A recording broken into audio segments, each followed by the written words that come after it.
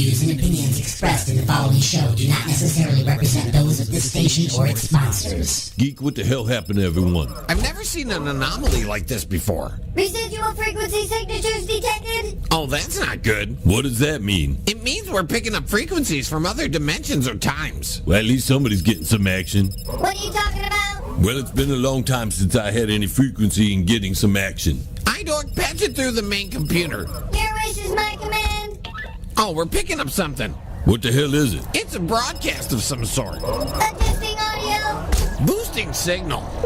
Welcome to the Monday Morning Madcast from outer space. Oh, God, is it Monday? Getting your work week started right by stretching out your vagina holes with the attack of the Monday Morning Madcast from outer space. Call into the show live at 313-444-8919. Again, that number is 313-444-8919. Or you can jump in the chat room at alienxradio.com.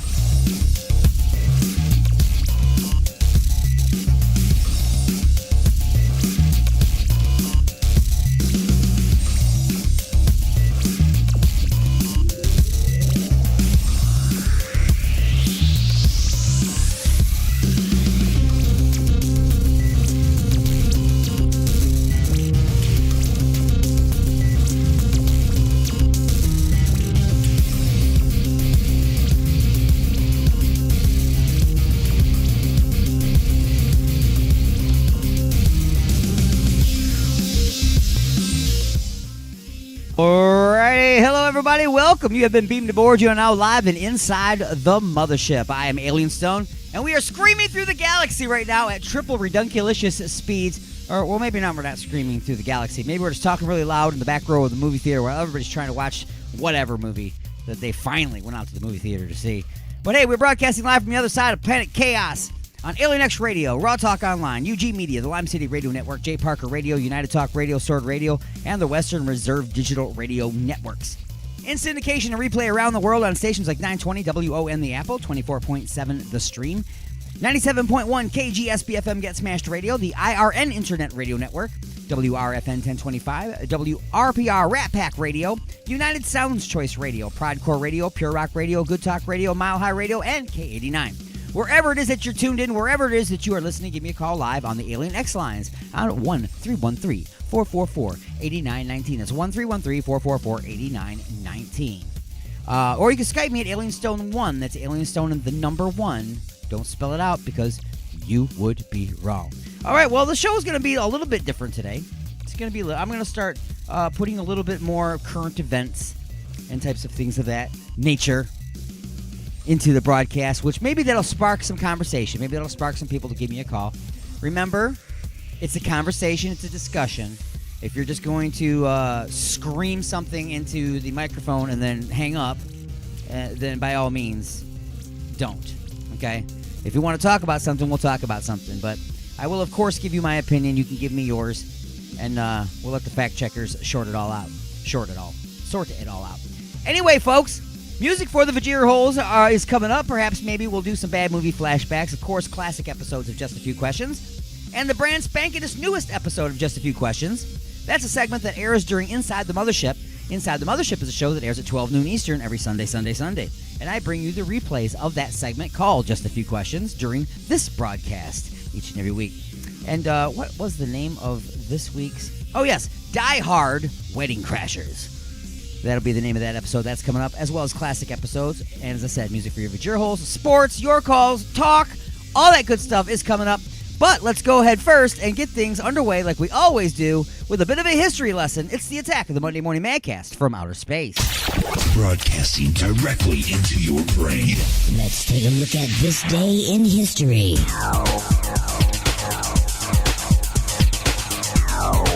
January 31st, 1958. America enters the space age, successfully launching its first satellite into orbit, Explorer 1.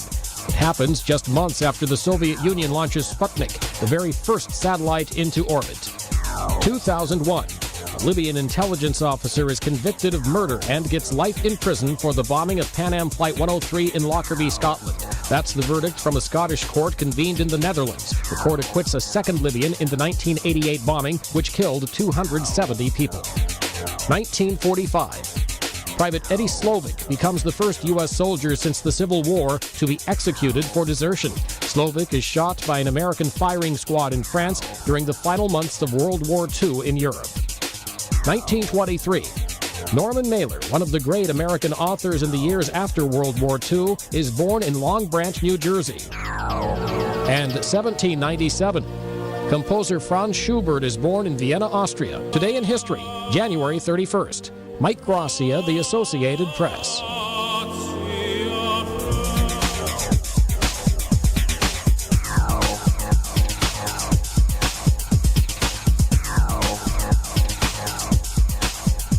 Alrighty, folks. Now that you're all caught up and you're up to speed as to what has been happening in the world way back in the day, let's go ahead and get things underway with some music for your Vajir holes. My co-host on Inside the Mothership just so happens to also fiddle around with the bass guitar a little bit from now and again. You know what I'm saying? He's in a band called The Creeping Chaos, who has brand spanking new music coming out. But guess what? He's also in a side project with Rob from the Creepy Chaos. This tune is called Welcome to the Arcades, and their project is called The Arcades Project. And you are tuned to The Attack, the Monday Morning Madcast from outer space.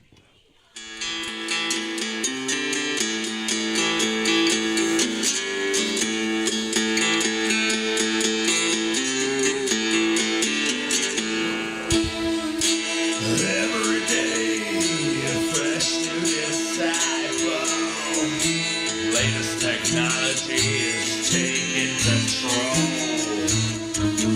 Lightning flashing, engines rumble, and the thunder rolls. Down we go.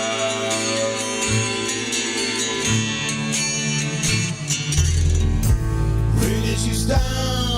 Believing in illusions, accepting everything in your face.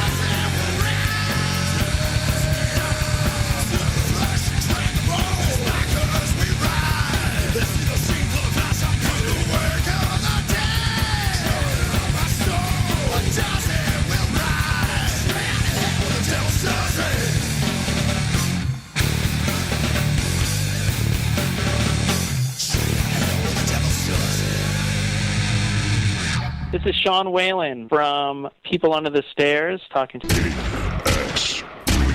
Ain't much to look at after you scrape them off your boot.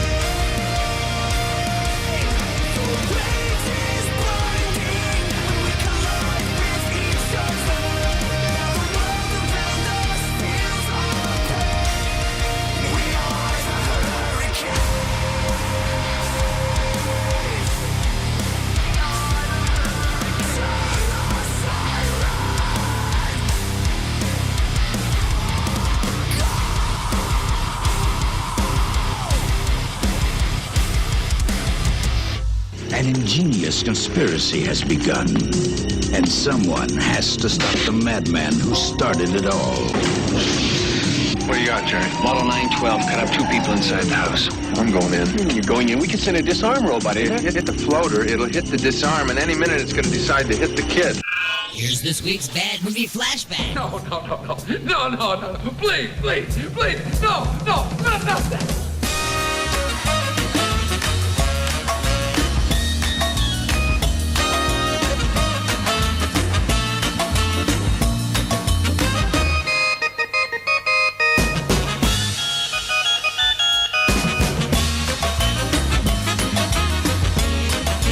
We've got a non-standard chip here. Can turn any domestic computer into a killing machine. Working late at night all by yourself? I just had a few things to finish up. No big I deal. insist. Let me help you. No.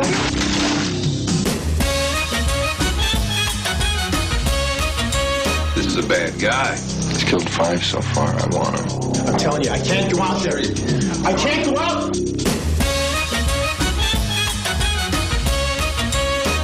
What does it take to get through to you? He sees everything. He knows everything that's going on in here. Can't run away, Ramsey. My little machines will find you wherever you go. heard of a bullet that has your name on it? This isn't a runaway. This is murder. We're never gonna make it through this one.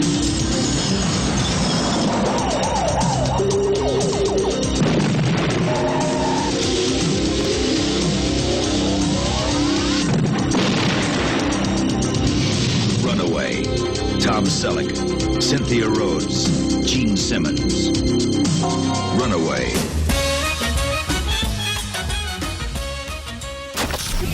Resistance is futile. Probing is not allowed. Call into the show live at 313-444-8919. That's 313-444-8919. Or hang out in the chat room at alienxradio.com. You have been beamed aboard and you are now inside the mothership with Alien Stone.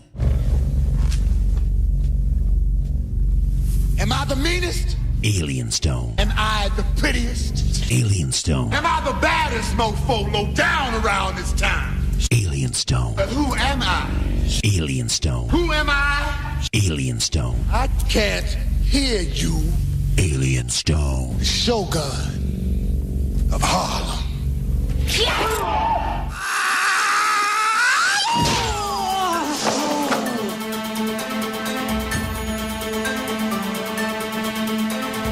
Alrighty, folks. It is once again time for the punchlines. As always, the punchlines are being brought to you by Igor's Empire and his family of products. This portion of the show being brought to you by Igor's After Wash and Hand Sanitizer because they just might have a black light. And Igor's Coochie Wash and Crevice Cleaner. When the seagulls won't stop following you on the beach, think Igor's Coochie Wash and Crevice Cleaner. That's Igor's Empire and his family of products. Look for and like Igor's Lube on Facebook and at www.igorslube.com. Now, folks, some people think, hey, when somebody does a crime, they need to do the time. That's right, you need to do the time. Well, what if you're already in freaking jail, right? You're already in jail. What are we going to do to you now, right? Well, you're making that, what, 50 cents a day? Or I don't know what they pay prisoners anymore now to do whatever it is that they do, whatever prisoners do now. Because you can't have them pick up trash no more. You can't have them build railroads no more. I don't know what they do, but they get paid. You know, so they can buy cigarettes and then trade them for... You know what I mean. Anyway, 2 inmates at a German prison have been fined. No, they weren't lost and got found. No, they were fined after a mashed potato brawl. It's a women's prison, so the women involved in the food fight will have to pay thousands of dollars in fines and stew behind bars for a few months more. So they got extra time added to their sentence for having a brawl, but it was a food fight. They didn't hit each other, they threw food at each other. And they're going to be charged thousands of dollars at what? Less than $1 a day? That's what prisoners get paid. Or, well, maybe, I don't know, it might have changed. You know, they might have a minimum wage now for prisoners. No, you got to make the same as everybody else out there, even though you're just sitting around making a plaster cast of your head so that you can sneak out in the middle of the night. I know.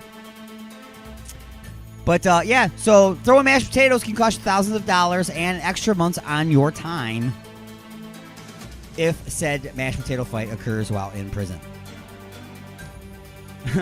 And, you know, things happen to people live on the air. It happens to me all the time. It happened to me yesterday. All kinds of crazy stuff was going on. I had a meltdown. Well, the weatherman appears to fart on the air, and Twitter users think it's a gas. Of course. You know, if you're live on the air, it's being recorded. And if you poot on the air, I guarantee you there's an engineer that works at the station that you work for that has already uploaded that video, and it is now going viral. I guarantee you. I guarantee it. It's going to happen. So don't even freaking try it. Right? So just don't even freaking try it. You can't get away with it. Cool. I got all this kind of crap up in my way on the screen here. I can't even see what I'm looking at. All right, so folks, before we get into, let's find something that's quick and easy to get through here before we go into our sports report. Let's go ahead and go with this one. Saying goodbye to Dr. Johnny Fever. You know what I'm talking about? If you don't know what I'm talking about, it's because you're 12. Well, actually, you could be in your 30s even, probably, and not even know what I'm talking about. WKRP in Cincinnati star Howard Hessman passed away at the age of 81. Hessman is best known for his role as DJ Dr. Johnny Fever, who came to WKRP in Cincinnati after he got fired for saying booger on the air at another radio station. His career spanned decades on both television and the movie screen. Now, he was on Head of the Class. He's been in all kinds of movies, playing assortments of different roles. If you don't know who I'm talking about, I mean, I don't know what rock you live under, okay? But, so we're saying goodbye to Dr. Johnny Fever, the DJ that got fired for saying booger on the air. And he was told not to be Mr. Calm and Relaxed on WKRP. He was told to be the persona that he needs to be. So he busted loose with a big old diatribe on how he was Dr. Johnny Fever. And at the very end, he said, you're listening to WKRP in Cincinnati. And by the way, folks, booger. Yep. And folks, that has been the punchlines.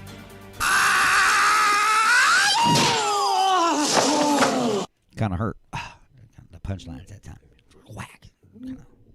Busted my up a little bit. Anyway, folks, it is now time to take a short break, a pause in the action for station identification, and of course, a sports report brought to you by Alien X Radio's own Prospect.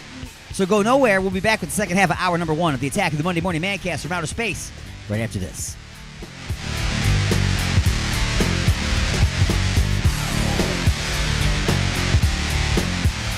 Broadcasting directly into your brain. And now your weekly sports update with the Prospect.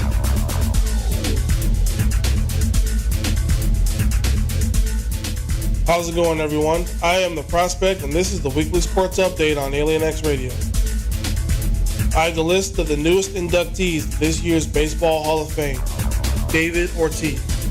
And that's it. The Boston Red Sox slugger becomes a lone player heading to Cooperstown, leaving Barry Bonds, Roger Clemens, and Sammy Sosa in the dust as their eligibility window quickly closes with each year. Ortiz is the latest entrant to be accepted as a first-year member, with 77% of the votes from the Baseball Writers Association of America, just slightly over the 75% threshold. He leaves behind an impressive stat sheet: 286 batting average, 541 home runs, 1,768 RBIs, a 10-time All-Star, a 3-time World Series champion, a World Series MVP, and American League MVP, among others.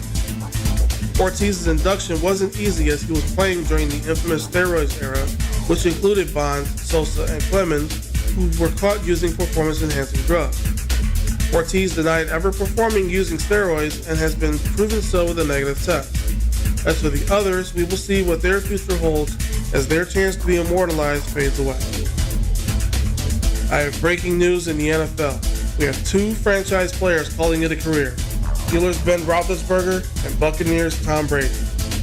Big Ben leaves behind 18 tumultuous seasons of ups and downs, from being a part of 2 Super Bowl winning years to his questionable and controversial antics off the field. Team President Art Rooney said in a statement that the organization is forever grateful for the success he has helped bring to the franchise for the past 18 years. It will be viewed as one of the greats.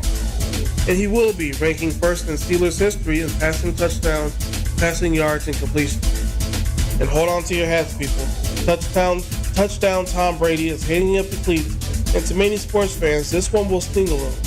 Brady has been in the league for 22 years and has 7 rings to show. The 44-year-old former Michigan Wolverine made the gut-wrenching decision after being embarrassed in the divisional round to the Los Angeles Rams. He will make it a formal event sometime after the playoffs, so as not to upstage the still developing postseason.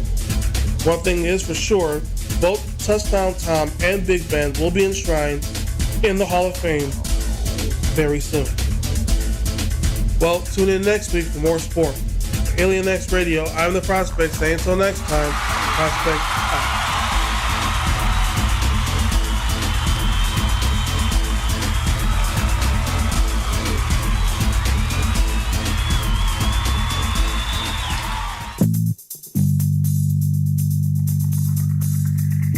Oh, honey.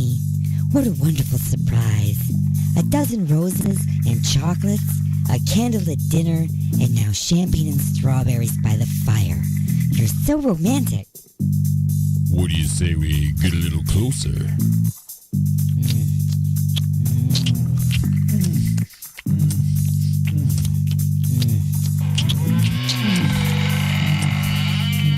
Igor? That's right, Igor here with the final ingredient for love. Igor's lube? Nothing gets things moving and grooving like my lube, and it prevents chafing. Thanks, Igor. And don't forget, Igor's lube now comes in cherry, mint, and salmon flavor. Igor's lube. Get some today and get some tomorrow.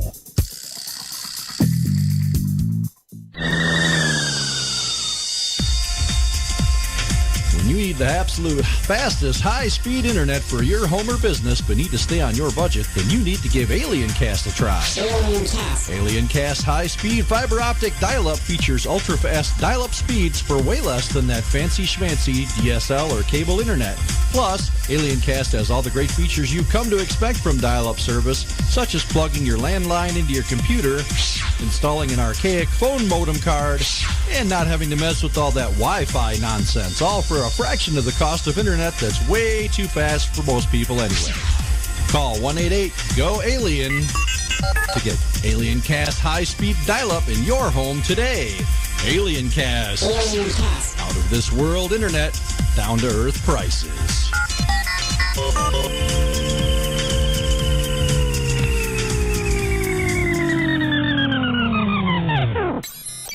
Broadcasting from the dark side of the moon. Alien X Radio. Resistance is futile. You got something to say? Don't be a bitch. Call into the show at 313-444-8919. Here we go! Or you can jump in the chat room at alienxradio.com. Broadcasting from beyond planet chaos directly into your Vajir holes. It's the attack of the Monday Morning Madcast from outer space. The house is now on fire.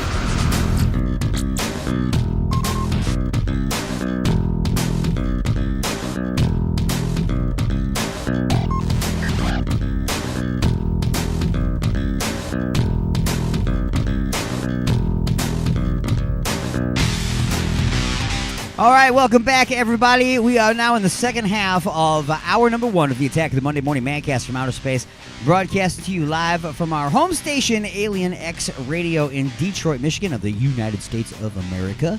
And, of course, screaming through the galaxy at triple redunculous speeds. Do not worry, the gravitational plates are gravitating, the inertia canceller is canceling, and the deflector array, you know, it still puts its mask on whenever the old lady at the door at Walmart says, "Hey, put on your mask." We just do. You know, just calm down, Karen, okay? I know you're one of the originals. You taught Karens how to be Karens. You're the Mabels. I know, okay?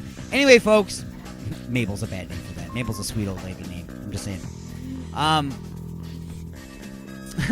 So, folks, it is time for a classic episode of Just a Few Questions.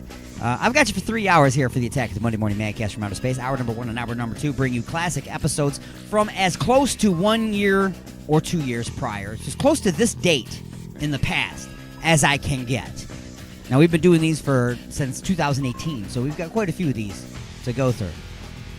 So, in the first hour, I'm going back to February 3rd of 2019.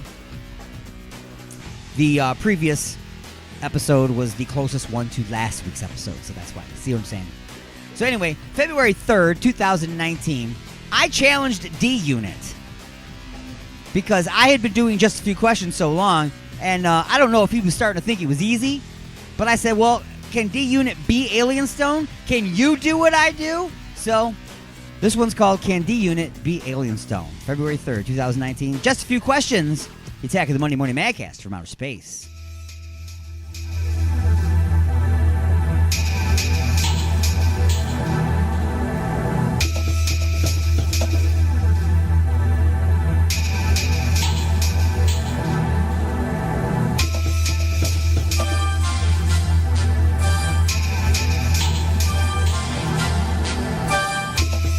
And now it's time to answer just a few questions. All right, everybody. It is now time for just a few questions. You changed it up. I have changed it up a little bit. That's right. Today, Just a Few Questions is brought to you by Ashley's of Westland. Please join them February 6th, where two Ann Arbor breweries, that's Arbor Brewing Company and Wolverine Brewing, will be facing off in the 2019 Brewery Throwdown. They'll be fighting for your vote on Wednesday to see who will be moving on in the March Madness style bracket. Each beer they sell from 5 to 11 will count towards their total, and at the end of the night, they'll tally them up and declare a winner to move on. Just remember that with good beer, everybody wins at Ashley's. Ashley's of Westland is Michigan's premier multi-tap. With that being said... Question number 1. Question number 1. Oh, wow. That's right. See, I'm so thrown off today. Question number 1. Question number 1. Bring it. At some point in the future, Alien Stone will be sick. He will eventually not be able to fulfill all his duties on the mothership. In times like these, he will have to call upon his crew for assistance with some of his show's weekly tasks. You, being the co-pilot and co-host of the show, puts you in the most likely position to help the most. So in today's scenario, Alien Stone has been sick and was unable to write just a few questions for today's show. It's all up to you. So before you begin, how can you best get in the mindset of Alien Stone? A, drink a lot of iced tea and watch a lot of YouPorn. B, go to school to learn a skill from an industry that iHeartRadio single-handedly destroyed shortly thereafter. C, work your ass off for many years to create your own radio station, produce a bunch of shows, interview a ton of bands and celebrities, and somehow manage to make absolutely no money while doing it. Or D, forget being PC, just remove all your filters and any fear of accountability or consequences, and go. Oh, see? Ooh. So I'm you now. Right. Right? Yes. Okay. There's still a wild card. There's a wild card per question. And then there is a make up your own answer for the entire Just a Few Questions. I want to go with the wild card on this one. All four of those are good. Yeah. Okay. You know, and then if the wild card wasn't available, I would have probably picked D. Okay. However, I want to hear the wild card. So wild card I'm going answer. wild card for 1,000, Alex. All right. The wild card answer is you just write questions that no one would ever want to ask their mother. That's about it, too. That's true. You would never want to talk to your mother about any of these questions. None of them. Bonus question. As a test of your ability to fill in for Alien Stone, make up another wild card answer on this question right now. Oh! Well, what would you do to get into my mindset? I would go to bed real late. Okay. Have to wake up real early. Okay. Eat Burger King. Okay. Okay. And then surf animal porn and look at animal porn. Yup. And have to look at glitter on dogs' testicles because apparently that's what you like to do. Wrong. What would I do then? All of the other things. So my bonus answer should have been A, B, C, and D. So it should have been E, all the above. Right. That's what it should have been. Okay. And now it's time for Lightning Strikes. Oh, no. There's 10 things. I'm going to name them off really fast. You have to just answer really quickly. You can't think about it. Okay. All right? Thinking of Alien Stone, Burger King or Wendy's? Burger King. Fries or onion rings? Fries. Stupid! You're so stupid! YouPorn or Pornhub? Pornhub. They are both fine media outlets. Coke C? Coke. Does this mean I'm not doing good? Well, the strikes are good. Oh, okay. The strikes are good. Fart or poop stories? Poop stories. DJ for 28 years or world famous vagina portrait artist? DJ for 20 whatever years.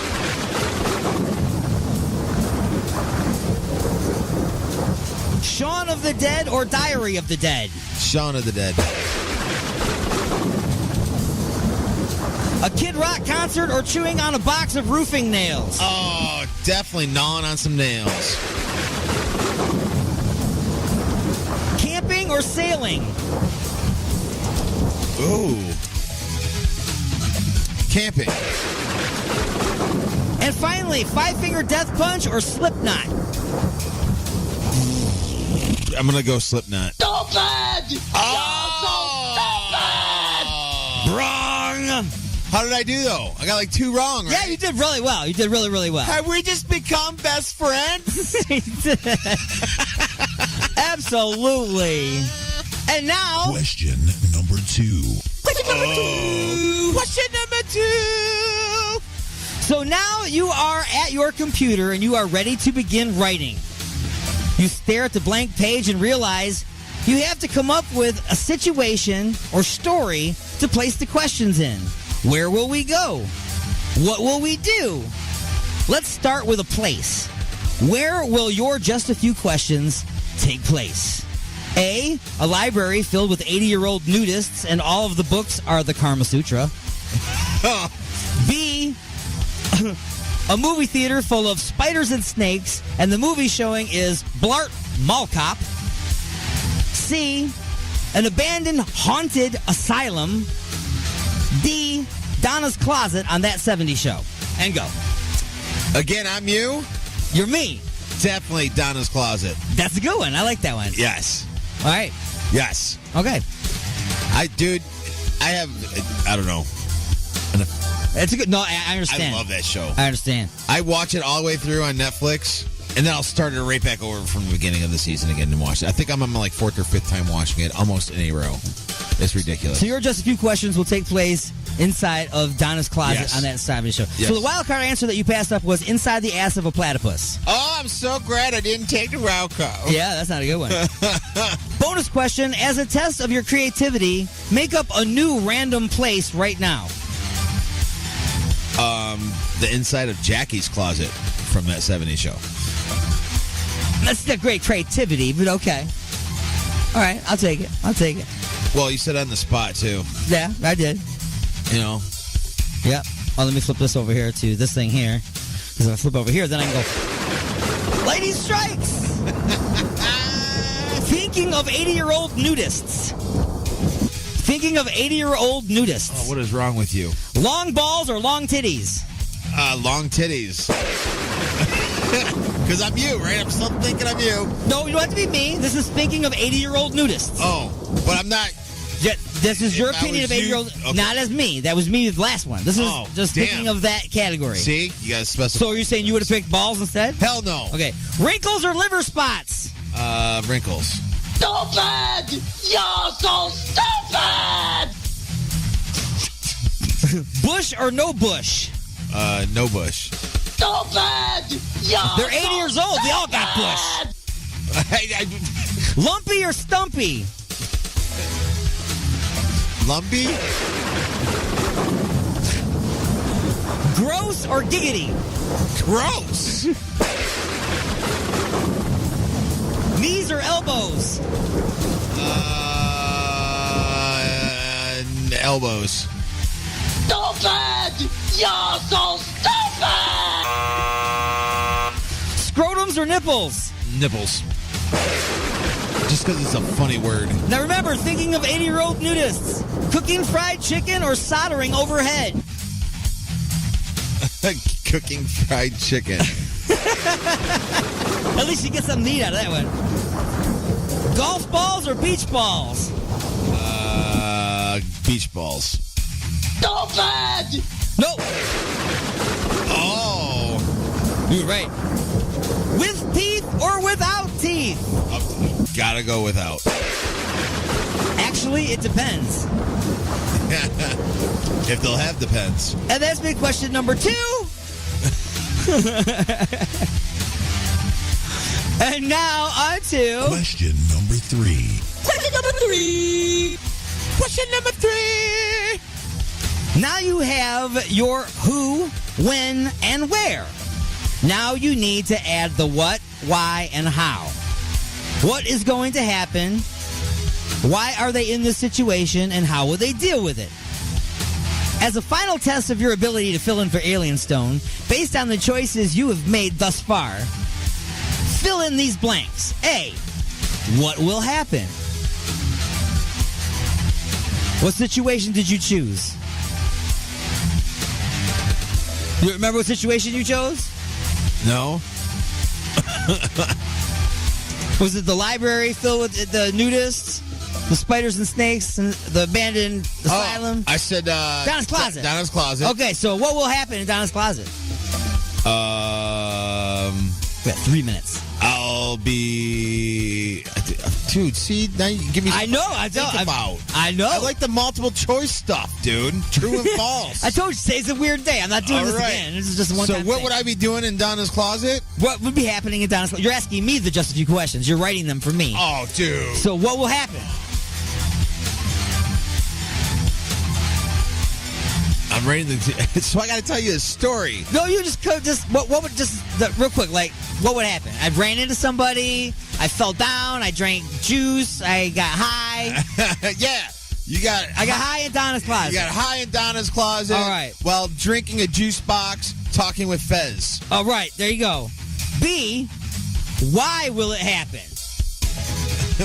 So why was I getting high, drinking a jukebox, talking with Fez? Fez in Donna's Closet.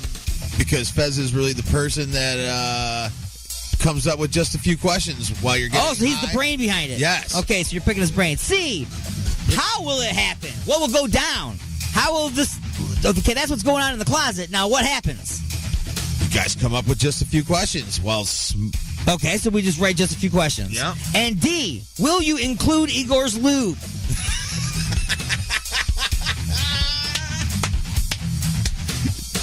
Probably yes. All right, yes. Because Igor's lube... It's got to get some today so you can get some tomorrow. Right. Has to be in every...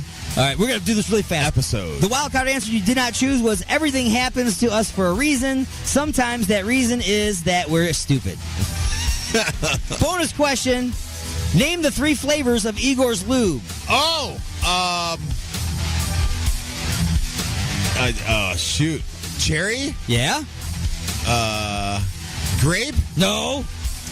I know there's salmon. That's correct. I don't remember the other one. Mint. Oh, yes. Cherry, mint, and salmon flavor. Salmon. That's right. Soon to have a Neapolitan one. We're going to have all 3 in one. And now, lightning round 2. Lightning strikes. Thinking of Igor's lube. Hit me. Thinking of Igor's lube. Mint or salmon? Mint. 7-ounce or 1-gallon container? 1-gallon container. No! Dry flaky elbows or athlete's foot? Dry flaky elbows. Get out of a tight spot or into one? Get out of a tight spot or into one. Exactly, both. Used for torture in hell or as a bonding agent? As a bonding agent. No, it's lube. I'll let you re-answer there. Recommended by 3 out of 5 Turkish prisoners or for hinges? For hinges. According to Igor, his lube is the final ingredient for what?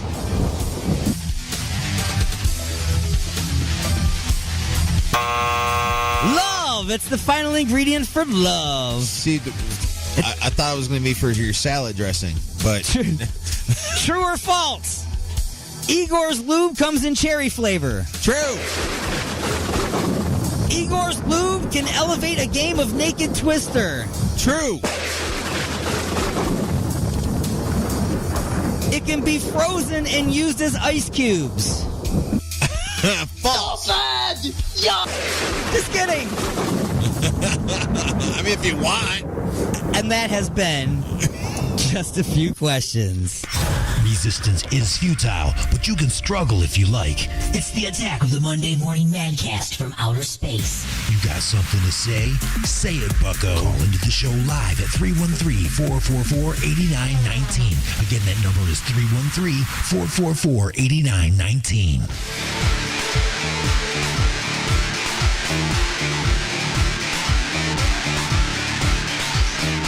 Ah, yes, folks. Just a Few Questions is a segment that you can hear during Inside the Mothership, which airs at 12 noon Eastern every Sunday on this fine radio station. I have noticed in the past that while I'm playing classic episodes of Just a Few Questions, occasionally people try to call in and play along. They're pre-recorded, so obviously we can't do that. If you would like to call in live during Just a Few Questions and participate, you'll have to call in during the segment on Inside the Mothership on Sundays when we do it live. Because we're just replaying them here. But you can always give me a call while I'm talking on the air. You can always give me a call, ask me questions, make complaints, whatever you want to do. At 1-313-444-8919. Again, it's 1-313-444-8919. Or you can Skype me at AlienStone1. That is AlienStone. And the number 1, don't spell it out because you would be wrong. All right, folks, look. I got a paradox before me. I don't know if it's a paradox, what you would want to call this. I don't know. Bunch of hypocritical nonsense, maybe, perhaps.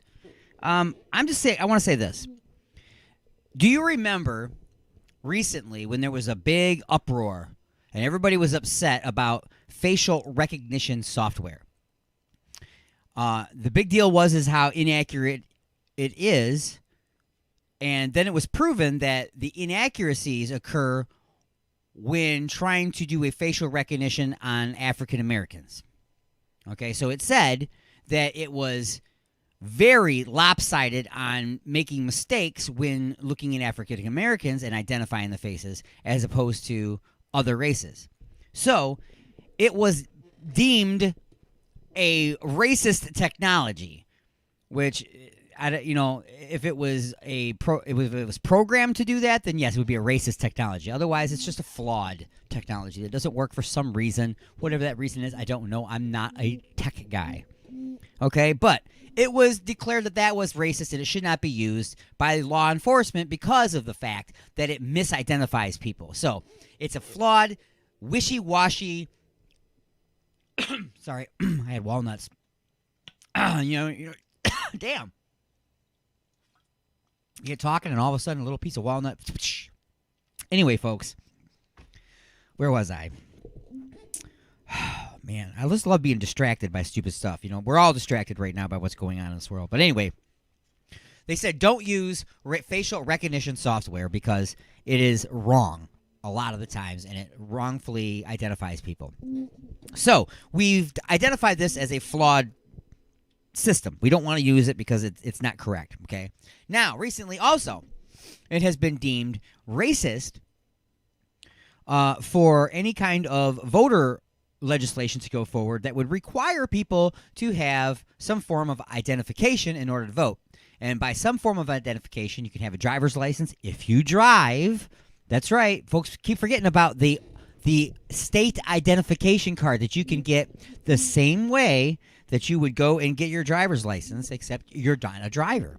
You go to the same place, you fill out pretty much the same paperwork, and you take you don't even take a test then because you're not driving. You're just giving them your information, and then they put it all together in an official card with your identification number, and they can hand it back to you. Okay? Now, it was deemed racist to require that identification to vote. And the reason being is I'm gonna declare this as a group of people, and I'm talking about politicians and just really ridiculous people in getting political over this. They claim that there are races in this country that cannot figure out how to get to the DMV They can't figure out how to get to the Secretary of State. They can't quite figure out how to handle the internet, so they can't do anything online. They just don't understand or know how to obtain a driver's license, a state ID, or some form of identification. So this group of people are saying that this other group of people are either too dumb or uneducated, ignorant, or slow, or unable in some way to do something as simple as going to the Secretary of State, taking a test, filling out a paperwork, and getting your driver's license. You stand there, take a picture, boom, you got it. It's pretty hard to fail the test, okay? It's pretty easy. There's other things that you can do online. There's a million ways that you could do that. Not a million, but there's a bunch of ways that you could do this, okay? They're saying that these people are too stupid or just don't know how to do any of that, okay? That's really ridiculous, okay? You're saying that a particular, and they are referring to a particular race, but a group of people, okay? They like to say, we're talking about people in a bracket. Oh, okay. Well, that's a bracket then instead of a color code, okay? But whatever. They supposedly can't do all this. Well, that's the most racist thing I've ever heard. So, now, the same people, the same freaking people that says that it is racist for you to require for a person to have an ID card in order to vote because certain races don't have the capability to obtain an ID. These same people, they don't have the capability, the education, and the know-how to obtain that ID. The same people are now asking the IRS to require every American to go to their website, upload a self-taken selfie picture, upload that, then upload a short video to the website so that then the website can scan your face using facial recognition software, which we just said a while ago that they said was racist and inaccurate, so that you can sign into your account to obtain your federal documents, your state documents too, to file for your taxes as the law requires you to do. You are required to file taxes. So the same people that thought that it's unfair and racist to require somebody to obtain a driver's license because of the massive amounts of difficulty and knowledge required to do that are now asking that the same people that couldn't figure out how to get to the DMV or the Secretary of State and fill out a form, you're asking them to figure out how to operate all this internet stuff, uploading videos, and then also subject themselves to facial recognition, which you have also determined is no good, inaccurate, and racist, just to be able to access the things that you require them to access by law. We don't require you to vote. We want you to vote. Absolutely, we want you to vote. But you're required to file your taxes. And now they're going to require you to do all of that to be able to file your taxes. But we can't ask you to have to show an ID to vote. That's way too much, right? That's way too much. These people, I don't understand how their brain is growing in their head. I don't understand. Lack of nutrients. Maybe they got too much sunscreen and I don't in California, I don't know. Maybe the smell of the feces in the street in San Francisco is affecting them. I don't know what's going on with these people. But they are so hypocritical, it's ridiculous. They say one thing over here and then they turn right around and say the complete opposite. Because they're trying to get this group to do what you want in the middle, and they're trying to get this group over here to do what you want in the middle. So you got to tell these people this lie, then you got to tell these people a completely different lie to get them to come in and back your agenda, which is based on a completely another lie. Anyway, folks, it is time to take a short break, a pause in the action for station identification, and we will be back with hour number 2 of the Attack of the Monday Morning Madcast from outer space. Right after this, go nowhere. Let's rock this joint.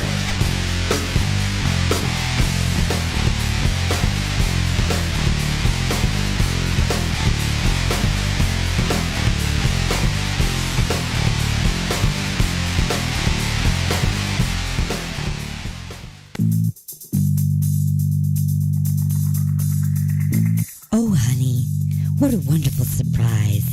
A dozen roses and chocolates, a candlelit dinner, and now champagne and strawberries by the fire.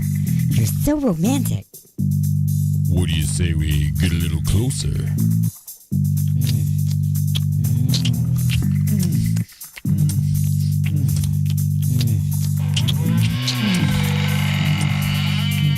Igor? That's right. Igor here with the final ingredient for love. Igor's lube? Nothing gets things moving and grooving like my lube, and it prevents chafing. Thanks, Igor. And don't forget, Igor's lube now comes in cherry, mint, and salmon flavor. Igor's lube. Get some today and get some tomorrow. The views and opinions expressed in the following show do not necessarily represent those of this station or its sponsors. Report. We're in standard orbit, Captain. Good work, Mr. Tukok. What the hell are we doing in the 21st century? There's something we need to do. If I told you once, I told you 1,000 times. Don't mess around with the space-time continuum. Captain, I've located the signal. Put it on speaker. You're tuned in to the Monday Morning Madcast from outer space. Well, that'll wake you up in the morning. Broadcasting from beyond planet chaos, directly into your Vajir holes, it's the attack of the Monday Morning Madcast from outer space. You got something to say? Don't be a bitch. Call into the show at 313-444-8919. Or you can jump in the chat room at alienxradio.com.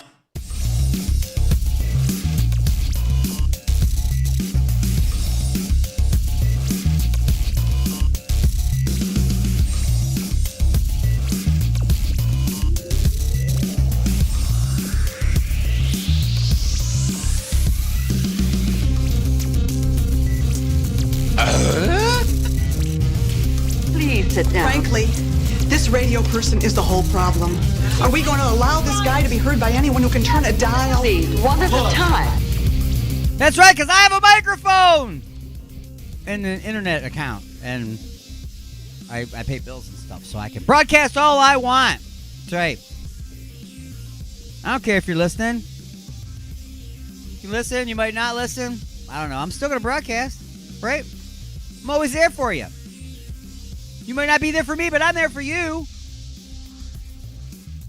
Let me see who's listening right now. Let me see. Oh, yeah. See? We got people listening all over the world, guys. All over the freaking world. Listeners from Germany, all the way over here in the United States. We got Florida. We're in New Jersey. We got people listening in Texas and Missouri. We got people listening way over on the other side of the planet in Coventry, England. We got people, more people in Germany just popped up, too. All over the world. Italia. We got people listening in Italia. No, they're not listening in Italia. They're listening in Italy. That's where they're listening. Anyway, folks, wherever it is that you're tuned, wherever it is that you're listening, give me a call, 1-313-444-8919. That's 1-313-444-8919. Broadcasting live from Alien X Radio from inside the mothership. And, folks, this is a good little story here to start things off with. Okay? This dude, he got a job. Well, I don't want to say got a job. We're going to say picked up a gig as a DoorDash driver, okay? Because it's not really getting a job. It's not like you have to apply, really. I mean, if you have a driver's license, a car, and insurance, you can sign up and bam, you're a DoorDash driver. There's no background check. They don't care if you clean fingernails. They don't care. They don't care. As long as you can drive over here, pick this up, drive over there, drop it off. Legally, we'll let you do it, okay? So anyway, this guy gets a job as a DoorDash driver. And he goes and picks up an order. He's on his way to go and deliver this order. And of course, he's just, zipping through traffic, doing his thing. And the cops catch him. And they say, hey, man, you're speeding, So they pull him over. Say, dude, you were speeding. Well, I'm going to deliver this DoorDash order. So I'm kind of speeding. Well, I need to see your driver's license. Oh, well, come on, dude. I'm just, I'm a DoorDash driver. Let me see your driver's license. So he hands him the driver's license, goes back to the car. Of course, he runs his information. He comes back to the car and goes, dude, you have an outstanding warrant for your arrest. But you knew that, right? That's why you didn't want to hand me the driver's license. Yeah, I knew. Okay. Well, I got to arrest you. There's nothing I could do. Well, dude, I'm out here trying to, be a DoorDash driver. I understand that, but you still have a warrant. I have to arrest you. So the guy got arrested. Now, the cop felt bad because he's thinking in his mind that there's a family somewhere that's not going to get their dinner today. You're not going to get their dinner. Like little Sally isn't going to, have her mac and cheese. Mom ain't going to have her little salmon. You know what I'm saying? Nobody's going to have their little dinner.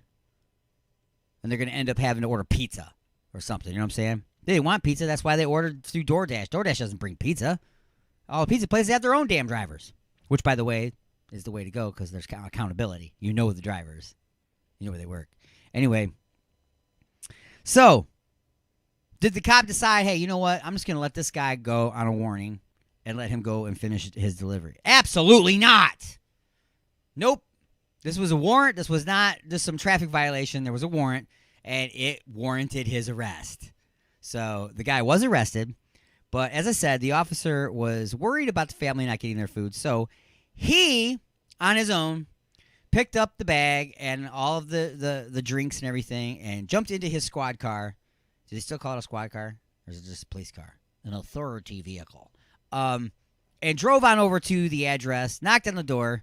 Lady comes to the door, and he's like, I know I'm not the person you were expecting, but here is your food, and here is your drinks. Your DoorDash driver has been arrested. And I thought I would complete the order. And he started to leave, and, of course, they caught all of it on a Ring doorbell cam. So you can look that up if you want.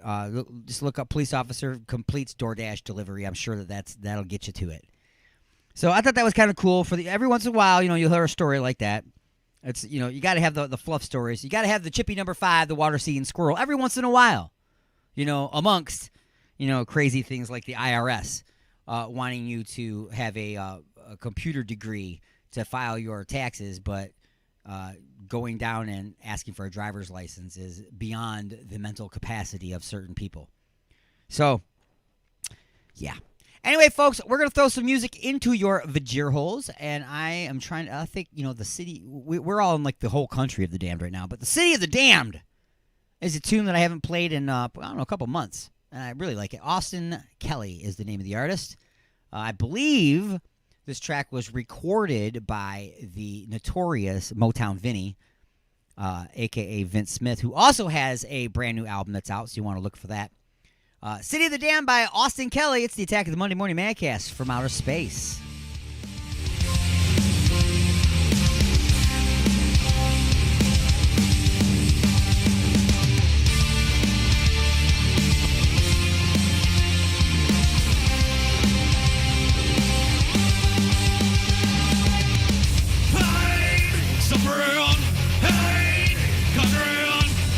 Inside of me.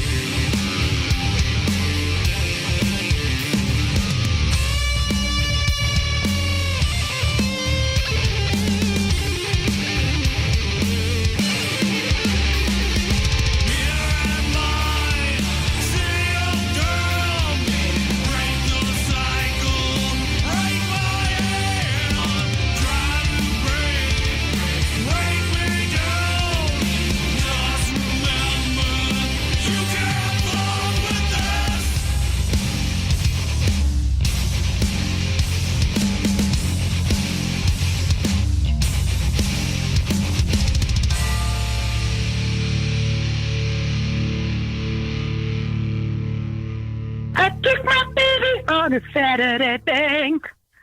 Boy, you said girl with you, yes, the one in the same. We're going out tonight. We're going out tonight. Slip on your dress, got my suit and tie. We're going out tonight. We're going out. Behind the curtain lies a mess. Depressed, overcome by the stress. This choreography has got me numb. What have we become?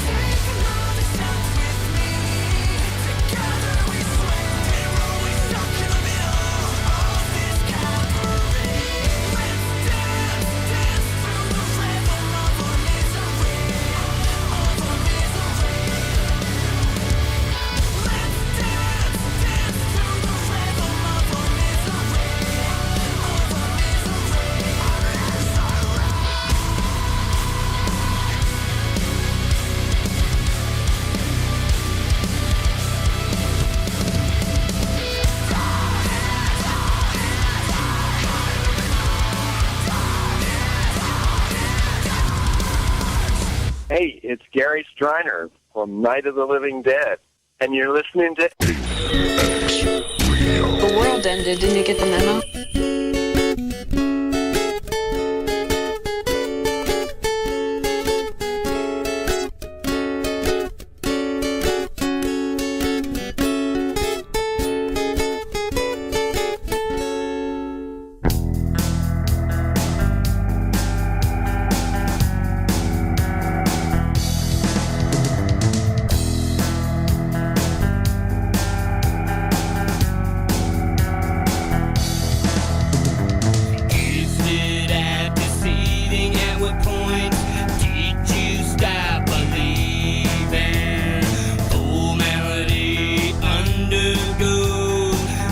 softly it starts to hit home.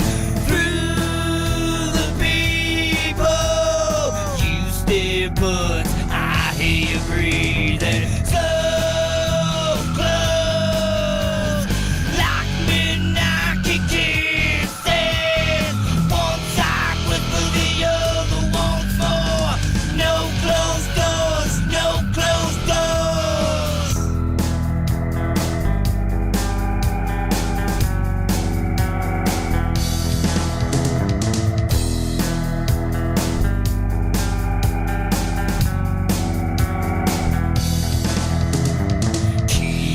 won't fit and it won't turn. The moon starts to fall out of you. Hope finally has to earn. Open as I wait to see you. Cool blue blues a chill to my bones. Alone I've nowhere left to roam. Cheap girl, swing for the kill. You open the door, but nobody's home. So close, like midnight kisses. One side whispers, the other wants more. No closed doors, no closed doors.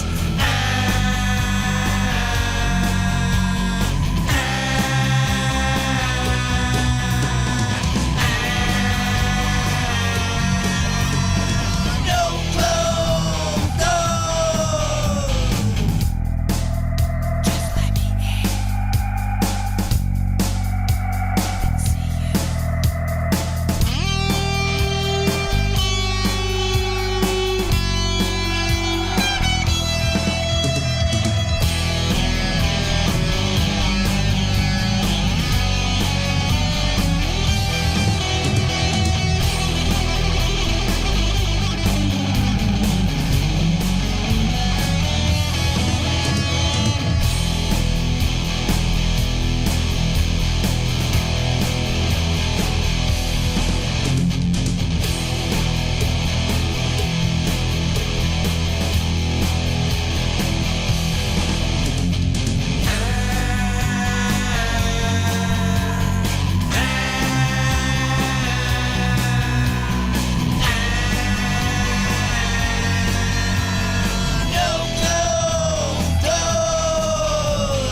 Gifted at deceiving, at what point did you stop believing? I'm so happy 'cause I'm a gummy bear, gummy bear. When a woman screams, I just feel the need to be there.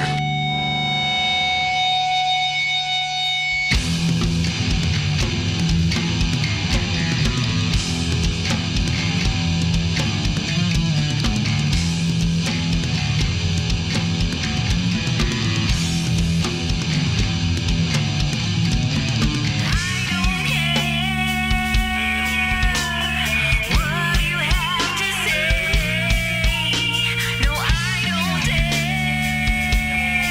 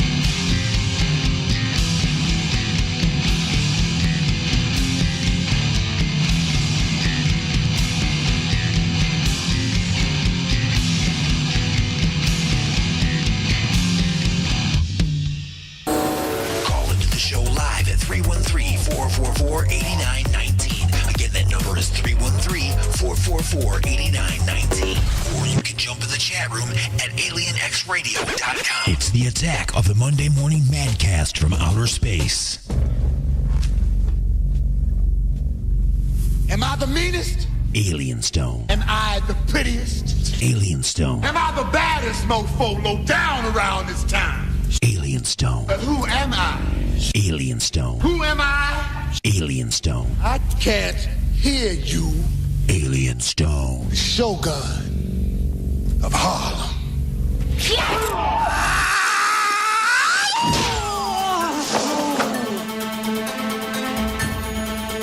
Alrighty, folks, it is once again time for the punchlines. As always, the punchlines are being brought to you by Igor's Empire and his family of products. Look for and like Igor's Lube at www.igorslube.com and at Facebook. Igor's Invisispine. Why lug around that unattractive, heavy old iron crank-style corrective back brace? There's a better way to straighten your scoliosis curved spine at home, and no one will ever know with Igor's Invisispine. Igor will make a plaster casting of your torso and ship you a series of clear plastic back braces, each designed and molded to slowly reshape your spine as you change them from week to week at home without having to visit the doctor's office for brace tightening. And how convenient is that? Finally, you will be able to stand up straight and look the world in the eye with confidence. So, thanks to Igor's Invisispine. Warning, Igor's Invisispine may cause skin irritation, profuse sweating, and intense body odor. Use only as directed. All right, folks, so this has been a kind of a controversy for a long time. It started off as a joke, and then it became a real controversy after a while. People made the joke about old people not being able to drive anymore. You know what I'm saying? You know exactly what I'm saying. And the reason why it started off as a joke is radio stations had this little segment that they were playing. It was like, old people can't drive, and old people attack, and what's up with the old people. All these different segments about old people that were hitting the gas instead of the brake and driving through the 7-Eleven or the Circle K or into the movie theater or the gas station or whatever, crashing into buildings, just general old people driving poorly. So it was suggested back then that maybe when a driver reaches the age of 65, instead of them being able to renew their driver's license every so many years by signing a piece of paper and getting a new picture taken, that they should actually have to go into the Secretary of State every year for an on-the-road road test to make sure that they can still drive, and then their license continues. Just to make sure that they're okay. Because old people, when you get into those years, you know. And by the way, that would put me right at about 15 years from now. I'd have to do that too. So, just saying. Then the argument came out, well, kids drive bad too. What about all the 16-year-old new drivers? Well, here's my problem with that. See, the new 16-year-old drivers, they drive crappy because they're distracted. They're playing with their radios. They're playing with their phones. They're rocking out. They're looking around. They're going to their friend's house. They're talking to their friends in the back seat. They're going to get some food, whatever. They're distracted driving. So if you put them in a car with an instructor and did a test, they would not be distracted and they would pass every time. So that's no point.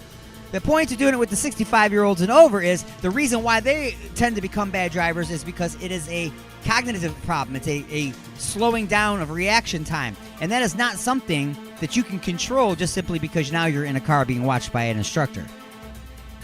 Do you see what I'm saying? Do you see what I'm saying? So, now, that being said, that I agree that when you hit a certain age, you should have to go in and take a road test. Even if you're a great driver, the reason why is to find those bad ones and realize, you can't drive anymore. Well, there are exceptions to every rule, okay? And here is the exception. A man gets pulled over for the very first time ever in 74 years. He's been driving for 74 years and had never, ever been pulled over or gotten any kind of ticket until now. Here's the kicker. He does not now, or has he ever had, a driver's license. He's been driving for 74 years without a license and never did anything to get pulled over. This guy, in my opinion now, should receive an honorary driver's license. Why, Alien Stone? He was breaking the law. Yeah, he was. But think about this. He drove for 74 years and never did anything wrong to get pulled over. Never crossed the line, never ran a stop sign, was never speeding, never parked wrong. Never got in trouble once. So he's a better driver than almost everybody out there. Now that he's he's been driving for 74 years, which means the guy's got to be in his 90s. Right? So now that he's at this age, he finally gets some kind of an infraction, which they didn't even bother to say what that infraction was, because pretty much nobody cares at this point. Honorary driver's license, of course. I think he needs to be watched at this point. You know what I'm saying. In fact, in addition to the honorary driver's license, he should teach a traffic school course for the police department. I don't care. I think that should happen. Anyway, folks, time to take a short break. Pause in the action for station identification. Oh, by the way, that has been the punchlines. Time for a sports report by The Prospect. It's the Attack of the Monday Morning Madcast from outer space. Broadcasting directly into your brain. And now your weekly sports update with The Prospect.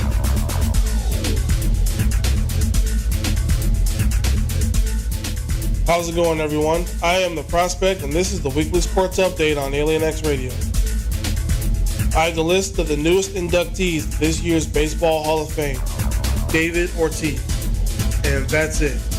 The Boston Red Sox slugger becomes a lone player heading to Cooperstown, leaving Barry Bonds, Roger Clemens, and Sammy Sosa in the dust as their eligibility window quickly closes with each year. Ortiz is the latest entrant to be accepted as a first-year member, with 77% of the votes from the Baseball Writers Association of America, just slightly over the 75% threshold. He leaves behind an impressive stat sheet: 286 batting average, 541 home runs, 1,768 RBIs, a 10-time All-Star, a 3-time World Series champion, a World Series MVP, and American League MVP, among others. Ortiz's induction wasn't easy as he was playing during the infamous steroids era, which included Bonds, Sosa, and Clemens, who were caught using performance-enhancing drugs. Ortiz denied ever performing using steroids and has been proven so with a negative test.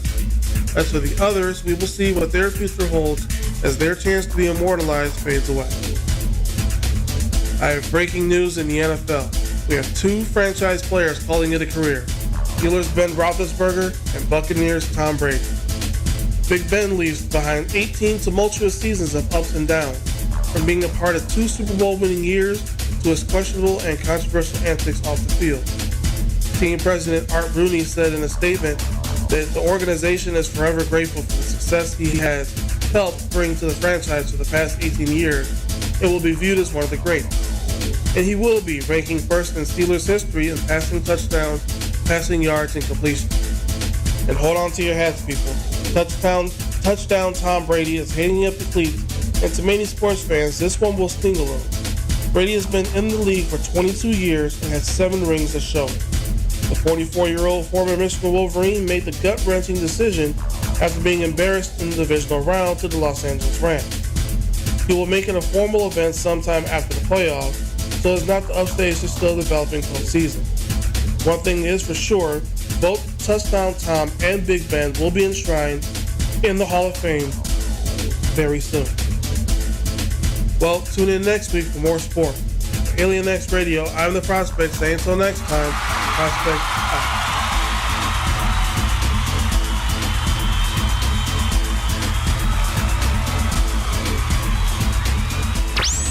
Broadcasting from beyond planet chaos directly into your Vajir holes. You got something to say? Don't be a bitch. Call into the show at 313-444-8919. You have been beamed aboard and are now inside the mothership for the attack of the Monday Morning Madcast from outer space.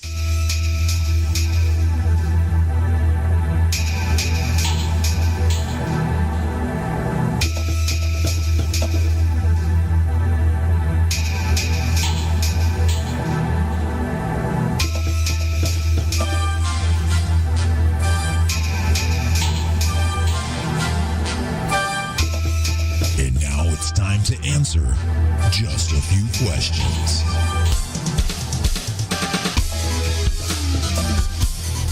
Alrighty, folks. So once again, it is that time to answer just a few questions. It's a little segment here where I take you off to a magical place, a unusual place, and sometimes a scary and uncomfortable place. And I ask you a bunch of very crazy questions just to see who you are and what you're made of. Are you ready, sir? If you say yes, you're a liar. No one's ever ready to answer just a few questions. But you can say it. You're prepared to accept it, but you're not really I'm prepared. trying to get Donathan to call in and play with us. To Donathan? Yeah. Oh, then Donathan. Well, he knows what time we're on, right? He does. I'm sure he does. Come on, Donnie. 313-444-8919. I'm going to say it again just because you're probably going to be like, wait, what's that number again? Again, it's 313-444-8919. Don't be a call-in.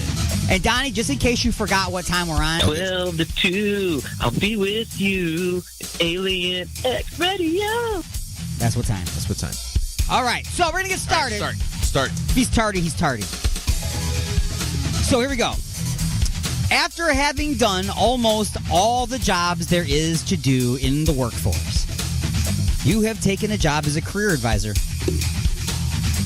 He just drops all his stuff. Goes, whatever. That is the worst job that I could do. But go ahead. It will be your job to help others do theirs better.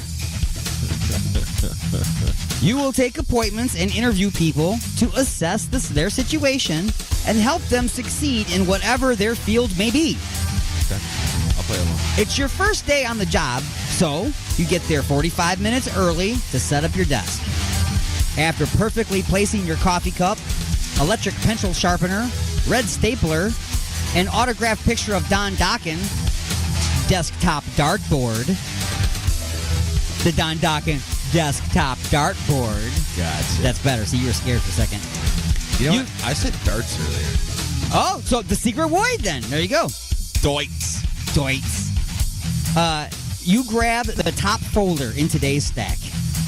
Your first appointment is with Hulda. She is a 165-year-old witch who runs the Gingerbread Daycare Center. Her slogan is, "There is always a warm place for your child at the Gingerbread Daycare Center." After looking over the folder, you see that the location of the Gingerbread Daycare Center is less than great. It's located in the middle of the woods with only walking paths to access. Without any real word of mouth, radio, TV, or print advertising, she has been relying strictly on children getting lost in the woods and eventually wandering onto her property. What advice and suggestions will you offer this business owner in need? A. Place ads on the back of milk cartons to relocate. What? I mixed that together. Place ads on the back of milk cartons and relocate to Epstein Island. Wow. And now the phone is ringing. You're inside the mothership. Who's this? This is, it's Donnie. What's up? It's Donwell. Donathan, are you paying attention? Donwell Thompson. What's that? Are you paying attention to just a few questions? No. Too rushed? No. Okay. He's not prepared. So he's not? No. So hang tight, Donnie. Let us get through question number 1. Sure. All right. So, place ads on the back of milk cartons and relocate to Epstein Island. B. to Epstein Island. Change the name of the daycare center to the Tide Pod Challenge Daycare Center, making it more attractive for modern children. C. Tell everyone the Gingerbread Daycare Center is where all the free stuff is that the government is giving away, so come on down! Or D. Just post lots of Bernie Sanders memes on the Daycare Center's Facebook page. There's a wild card answer, and go. Oh, see, here's what's up. Here's what's up. The Tide Pod thing is tempting, but we're not going to go with the Tide Pod. We're not doing the Tide Pods. No. Okay, we're that would be definitely for the children. Not like cooking them in an oven. Right. We're definitely not going to Epstein Island. No. That's just wrong, all in general. But remember, you're Hulda, the witch that lives in the gingerbread house. Well, you're trying to help her, rather. You're trying to give her advice. I do like the Bernie thing, because the Bernie thing that was going around was actually pretty comical on a couple of them. Yeah. It got old real fast. Yeah. However, there were It'll a couple, spread out now, and there'll be like gems. Right. There was a couple that were freaking just great. Yeah. Great. Like the one of him choking out Conor McGregor. Oh, man. I almost peed myself. Yeah, that's a good one. Conor McGregor's on the ground.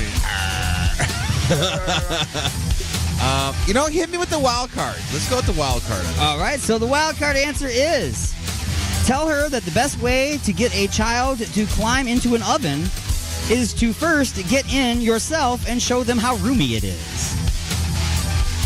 That would make sense. You're not really helping her, though, but that's your advice to her. So that was my advice. You're doing good in the world. I am. You're doing good in the world. See? You saw a problem, and you disguised it as help for her, but it was actually help for everyone else. Yep. Very good. Your bonus question is, what's the best thing you could do properly to prepare this witch? A, have her take classes in childcare at the local college. Or B, rub her with butter and herbs, roast her at 350 degrees for 4 hours, basting her every 30 minutes. Oh, we're going to rub her with butter. All right, rub her with butter. Rub her with butter. That's right. That's always a good thing. It's always a good answer to just rub her with butter. Yep. Bringing us to question number 2. Question number 2. Question number 2. All right, question number 2 is as follows. All right, Donnie, listen, you can jump in on this one. Player number 2 has entered the game. The next folder you open is for Kevin and Tyler. They are co-owners of a pet store in Cleveland, Ohio called Two Guys from Cleveland. They specialize in rare birds, snakes, and other exotic animals.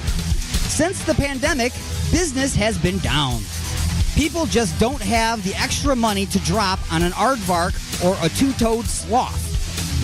The only sales that have stayed just above the red mark are dogs, cats, and birds. People on lockdown need their companion animals. So, what will you suggest to help out this small business and its owners? A, have them donate all their exotic animal inventory to the local zoo for a tax deduction, then have them going out have a going out of business sale, then buy into a Petco franchise under the boot of a larger corporation entity like a good obedient little drone. Or B, produce a series of TV commercials like the Twix commercials depicting each owner of that company as the owner of the left and the right pet. Yes, visually this will be gruesome and disturbing, but memorable. Plus, they will get a lot of free advertising in the news when Twix sues them for copyright infringement. C, teach all the birds to speak. A companion bird that talks to you is worth far more money than one that just craps on a newspaper on the bottom of the cage. But remember, a bird that can speak is also a witness. So watch out for the inappropriate behavior in their company. Apparently, there was something else in their file involving an owl and a personal protection order. Or D, sell off your entire inventory to a Vietnamese restaurant except for the birds. Move to Vegas and open an exotic avian brothel. There's a wild card answer, and go. Oh, good God. I know. Yeah. I'm thinking A would be an actual business-like thing that I would probably actually tell somebody to do. However. Right, so that one is just sell off everything, get sell tax off everything deduction. and then go corporate. Go corporate, yeah. Yeah. That would make the sense, grab your money, make it, Right, you don't own anything, but you're at least, just above manager. Right, exactly. I as much time as it would take, I feel like teaching the birds to talk would be very, and selling them for more money, that would be pretty cool, because then I can have them, this bird says something special, this bird says something special, Right. This one's for your hated mother-in-law. Exactly. This one's when your kid doesn't do his homework. Send us the name of your mother-in-law, and then 3 weeks later, we will deliver you a bird that can, Right, exactly. every time she walks in the room. You know what? I gotta go with the wild card, man. I gotta go. All right, you're gonna go with the wild card. So, Donnie, what do you say before we go to the wild card answer? C without question. C without question. See, that's teach all the birds to speak, man, but watch yourself around them because they can be witnesses against you. See? Well, that's the thing. I don't do anything bad. Oh. But well, you other gotta be people careful do. because remember, you're getting them from two guys in Cleveland. Right. And they have a history with owls. Just saying. Just saying. You don't. So you gotta be careful. You gotta be careful, guys, from owls. So That's that chance I take, man. That's that chance I take, and I live on the edge. That's all right. There you go, man. On the edge. The wild card answer that you have chosen. Hit me with the wild card. Get rid of everything but the cats. Then start a Vegas show called Siggy and Froy. Get it? Siggy and Froy. It's just like the legendary Siegfried and Roy Tiger Show, but with kittens. And instead of performing at casinos and resorts, you will be doing birthday parties and bar mitzvahs. See, I'm not. Now I'm upset. Now you're upset. Yeah. See, Donnie would probably have been a better portion for the wild card answer, and I would have been better for number C. Well, remember, this is advice you gave Letter to C. them. You're not actually doing it. Oh. You're telling Kevin and Tyler, the owner of the two guys Owl from store. Cleveland That's right. Pet Store. That's what they're going to do. That's what you're telling them to do. Yes. Saying, And that's join- what they should do. Yeah. All right. Yep. The bonus question is, how close to reality and hell was the wild card answer? How close was it? Yeah, to reality and hell. Doing bar mitzvahs and birthday parties with kitten shows. Oh, I'm sure it could happen. That means just hell for you, isn't it? It would be. What do you think, Donnie? Describe your day that you would have doing a bar mitzvah or a birthday party with a kitten show. Oh, my Lord. I would try to make it as PG/X as I could possibly do it. But I think that's awesome. Kittens are sweet. Kittens are sweet. They are And with that little thing in your head, you know what I mean, for the bar mitzvah? Yeah. You know? See, the thing is, when you do like bar mitzvahs and stuff, when they do the clip thing, see, you can throw that little piece on the floor and the kittens can smack it around like they do the little milk things and knock it under the refrigerator. Well, yeah, and you have an Adam Sandler little stuffed animal that they carry around, you know what I mean? Yeah. Oh, my gosh, So- dude. You just... Wow. Question number 3. Let's go to question number 3. Bringing us to... Question number 3. Question number 3. I can't believe you just think of slapping around. Oh, my gosh. Question number 3. So nasty. So wrong. You are now on the next folder. The second you open it, you are starstruck. You can't believe that you are getting to meet with a real hero in your world. This is someone who has made an impact in your life. You are very familiar with the entire line of products. Today, you will be coaching Igor of Igor's Lube. Oh, yeah. On the direction of the company that you have personally, privately, and grouply enjoyed for quite some time. After speaking with Igor, you learned that his products are doing as well as they always have, but the company has seen a stalling or a slowing in growth. He explains that he wants to take the company public and start offering trading and stocks. He wants to have a new line of products and services ready to release shortly after going public, allowing the company's most loyal and earliest investors in on the ground floor. Here are some of his ideas. How can you improve them?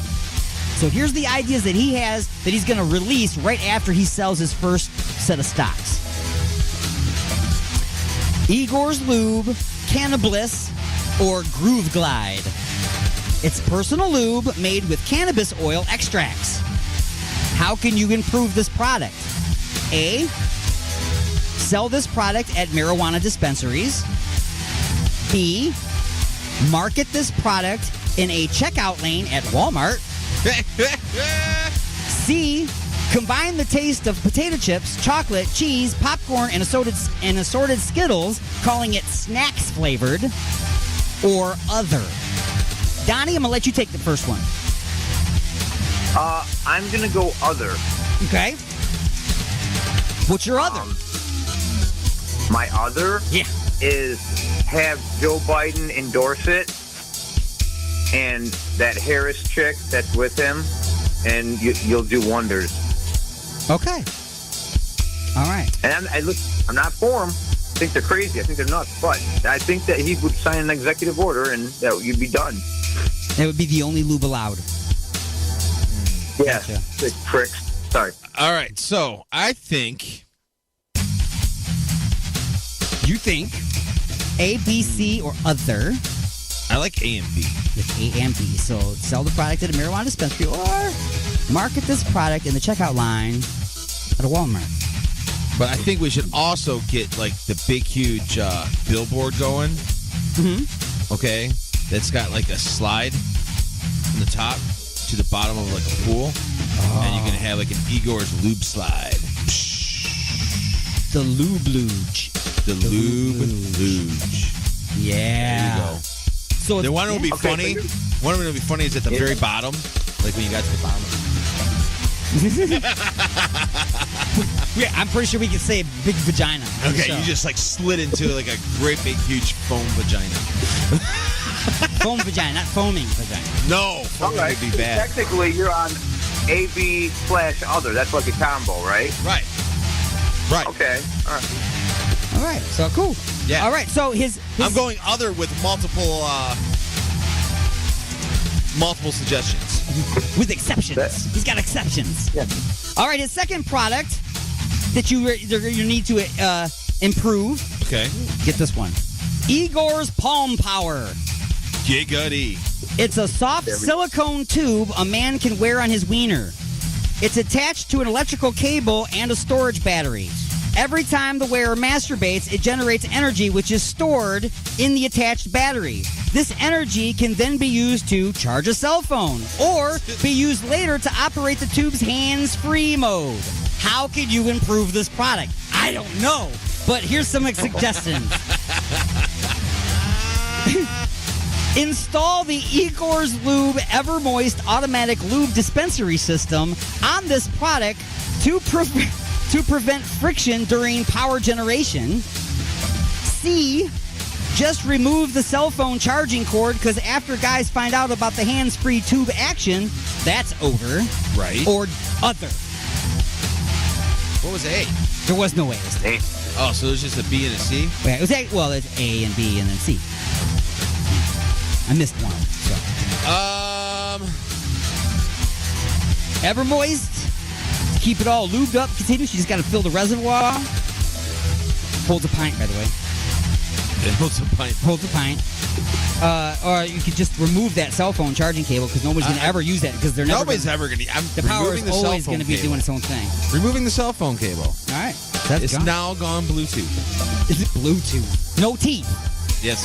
It's no teeth. No, it's not blue teeth, it's no tooth. No tooth. Let's go tooth. Donnie, what say you? Oh, man. See, I would say if it ain't broke, why try fixing it? You know, heck, it works for me. You know? That's what I was saying. It's like, I said, how can you improve this product? And I'm thinking, I don't know. Well, sounds like a home run. It's a great product, but you can always make it remove the cord. More things to get tangled. You don't want to get tangled in your dangles. That's right. You know what? Yeah. You already got a cable hanging down there. Exactly. Hands-free. Hands-free, son. All right, so that's what we're going to do then. All right. Bonus question is, yes or no? Igor's Deli Truck or Wiener Wagon? No. He says no. I'm saying not even no, but no.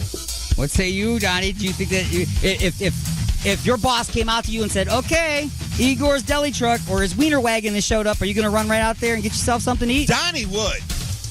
Guy lives off a Speedway. Absolutely. Yeah. Absolutely. No shame. No shame. No shame. He'd be right out there, man. He'd be like, dude, is that hot dog fresh? No, perfect. Yeah, Dale Donuts work too. Yup. How long's that slice of pizza been underneath that red light? 2 days? Okay, come back tomorrow. Sweet. Oh, that brings us to Lightning Strikes. Veal is more tender than beef. The difference is age. Is this the same with children? I don't know. What say you, Donnie? I can't. Wow. I can't. Oh, wow. Yeah. The answer is, answering this question will put you on a government watch list. So, shouldn't answer that question. Shouldn't have answered it. See, so you learned from a previous question to say, no, I'm not answering that one. I don't know. Right. So you learned from that. So you're on a list now, sir. I'm sure that you're going to get a call now from somebody with an earpiece. That's awesome. Tell them I said hi. 2. What would attract you first? A house made of gingerbread, licorice, and gumdrops? Or a house made of pizza, cheese sticks, and chicken nuggets? Oh, for cheesy, the chicken nuggets, pizza, and cheese stick. Cheese sticks. Absolutely. Johnny, which is sweet tooth or savory tooth? I'm sorry. Which? I would say B, the cheese sticks and all that, but I feel like there's a trick to it, but I don't care. It's right there in my face. I want it. Cheese sticks. Absolutely, you can't go wrong with pizza, cheese sticks, and chicken nuggets, unless of course you got the whole diabetes thing. You gotta make sure you got Igor's laxative with that. Of course, well that doesn't help you either with the other house. Either way, no matter which house you choose, a fat person's gonna live there. It's true. Okay, that's all I'm saying. So, knowing what we know about really old people, after roasting the witch, do you want a breast, a leg, a thigh, or a takeout menu from a local delivery joint? Definitely a takeout menu from a local delivery joint. Yeah. Takeout? No. Well, you know what? You know that if you order the breast, it's not going to be hot because it's always cold as the witch's tit. Number 4. What is worse for your pet? What is worse for your pet bird to say in front of others? Polly wants a spanking, or Polly wants a restraining order? Polly wants a spanking. That's worse? I would say so. Okay. Donnie, would you be more embarrassed if your bird said that he wanted a spanking or that he wanted a restraining order? I'd have to go with restraining order, man. The answer I had was Polly wants a restraining order. But in retrospect, I mean, they're both horrible. Well, I mean, if your bird's coming around saying Polly wants a spanking, that means you're like, Polly wants a spanking? So you're like molesting your bird, dude. Restraining order, you can just slap the shit out of it. That's right. Could be just physical abuse. Yeah, verbal. Gotcha. Yeah, can Polly's an asshole. Polly's an asshole. That's right. Yeah, could be. And the bird sounds like a normal person. It's just you that sounds like that. Polly wants an asshole. And he's like, stop talking to me like that. Right. Finish this radio jingle. If you want to keep that owl from leaving, then you better get your bird cages and restraints at... 2 Guys from Cleveland. Yes! Yes! I'm not even letting that go there. You know that's right. 2 Guys from Cleveland. That was awesome. Can you imagine how that music went to? Like, dun, dun, dun, dun, dun, like the commercial? If you want to keep your owl from leaving, you better get your bird cage and restraints from 2 Guys from Cleveland. I should be letting you do this, Donnie. You're the one that sings all the jingles. Jingle jangles. I'll do back music, Get your owls from Cleveland. Okay, sorry. So, number 6. What is a worse name for a Vietnamese restaurant? Kitty's or Jack's House of Deep Fried German Shepherds? Jack's House of Deep Fried German Shepherds. It's kind of wordy. Yeah. I'm not going to eat the German Shepherd. But I bet you that translated into Vietnamese, it sounds like poetry. Probably does. What do you say, Donnie? You want to eat at Kitty's or Jack's House of Deep Fried German Shepherds? I'm going to have to go with the German Shepherd. You're going with the German Shepherds? Yeah. Yeah. I have absolutely... I have no answer for that. None. They both sound terrible. Yeah. There is actually a Kitty's Chinese restaurant in Garden City. I've actually eaten there a few times. It's good food, but they really need to change their name. That's a horrible name for any kind of Chinese restaurant. Just bad. I can't believe you go there. It's not a good idea to have that name. They should just call it Alley Cats. Roadkill. Shikatoshi Hashikawa's Roadkill. Next one is, if you could power your phone just by whacking off once a day, would you be able to throw away your charger? Yes. Johnny! 100%, absolutely. Absolutely, man. In fact, we might be able to tell DTE Energy to screw off because we would have some battery backup that could generate power for the whole house. I'm just saying. I could probably get a full-time job in the corner of my street in a little box. You know, they have to give me pee breaks and stuff, and Talk about renewable energy. All you gotta do is like apple juice every once in a while, some vitamin C. Yeah, B12. You know, that's all you need. I'm saying. That's all I need, man. If cannabis lube was the only way people could ingest THC, then tell me, what would a smoking area look like today? If Igor's cannabis lube was the only way they could ingest THC, what would the smoking area look like? Oh, Jesus. I picked a heck of a day to call in.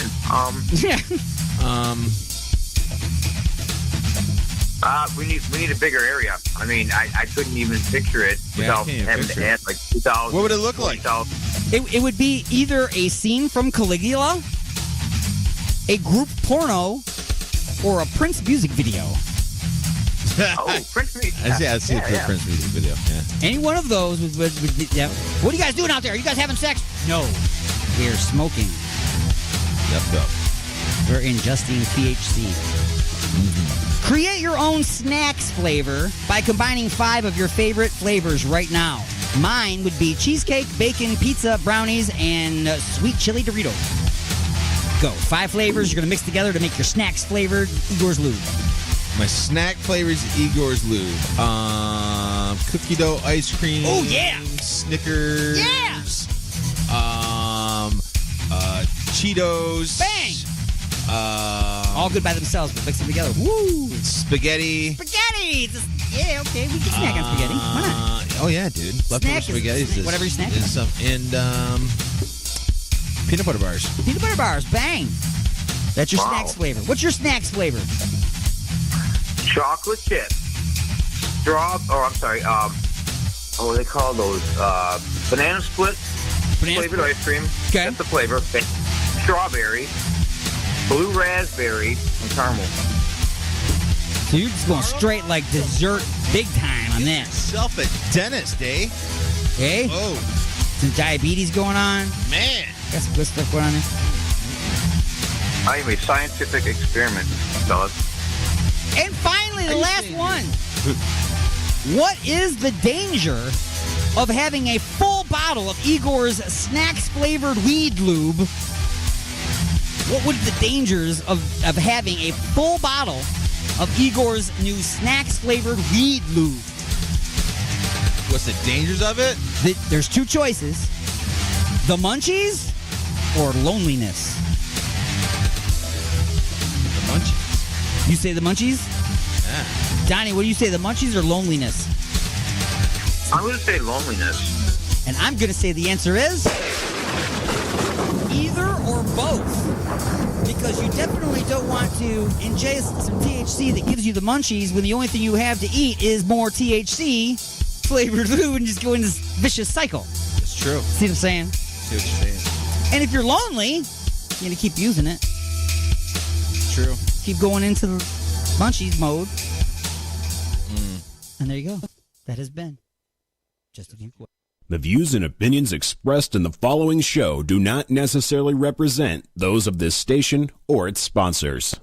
Come in. Here's your morning briefing, sir. You forgot my toilet tweet. Don't you remember? You're not allowed to tweet anymore, sir. I forgot.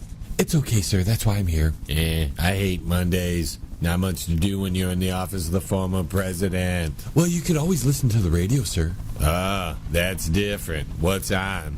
Oh, I don't know. Would you like me to turn it on? Why not? Got nothing better to do. It's the Monday Morning Madcast from outer space. Oh, Ditzy. Call these guys up. See if they want to interview me. It'll be huge. Resistance is futile, but you can struggle if you like. It's the attack of the Monday Morning Madcast from outer space. You got something to say? Say it, bucko. Call into the show live at 313-444-8919. Again, that number is 313-444-8919.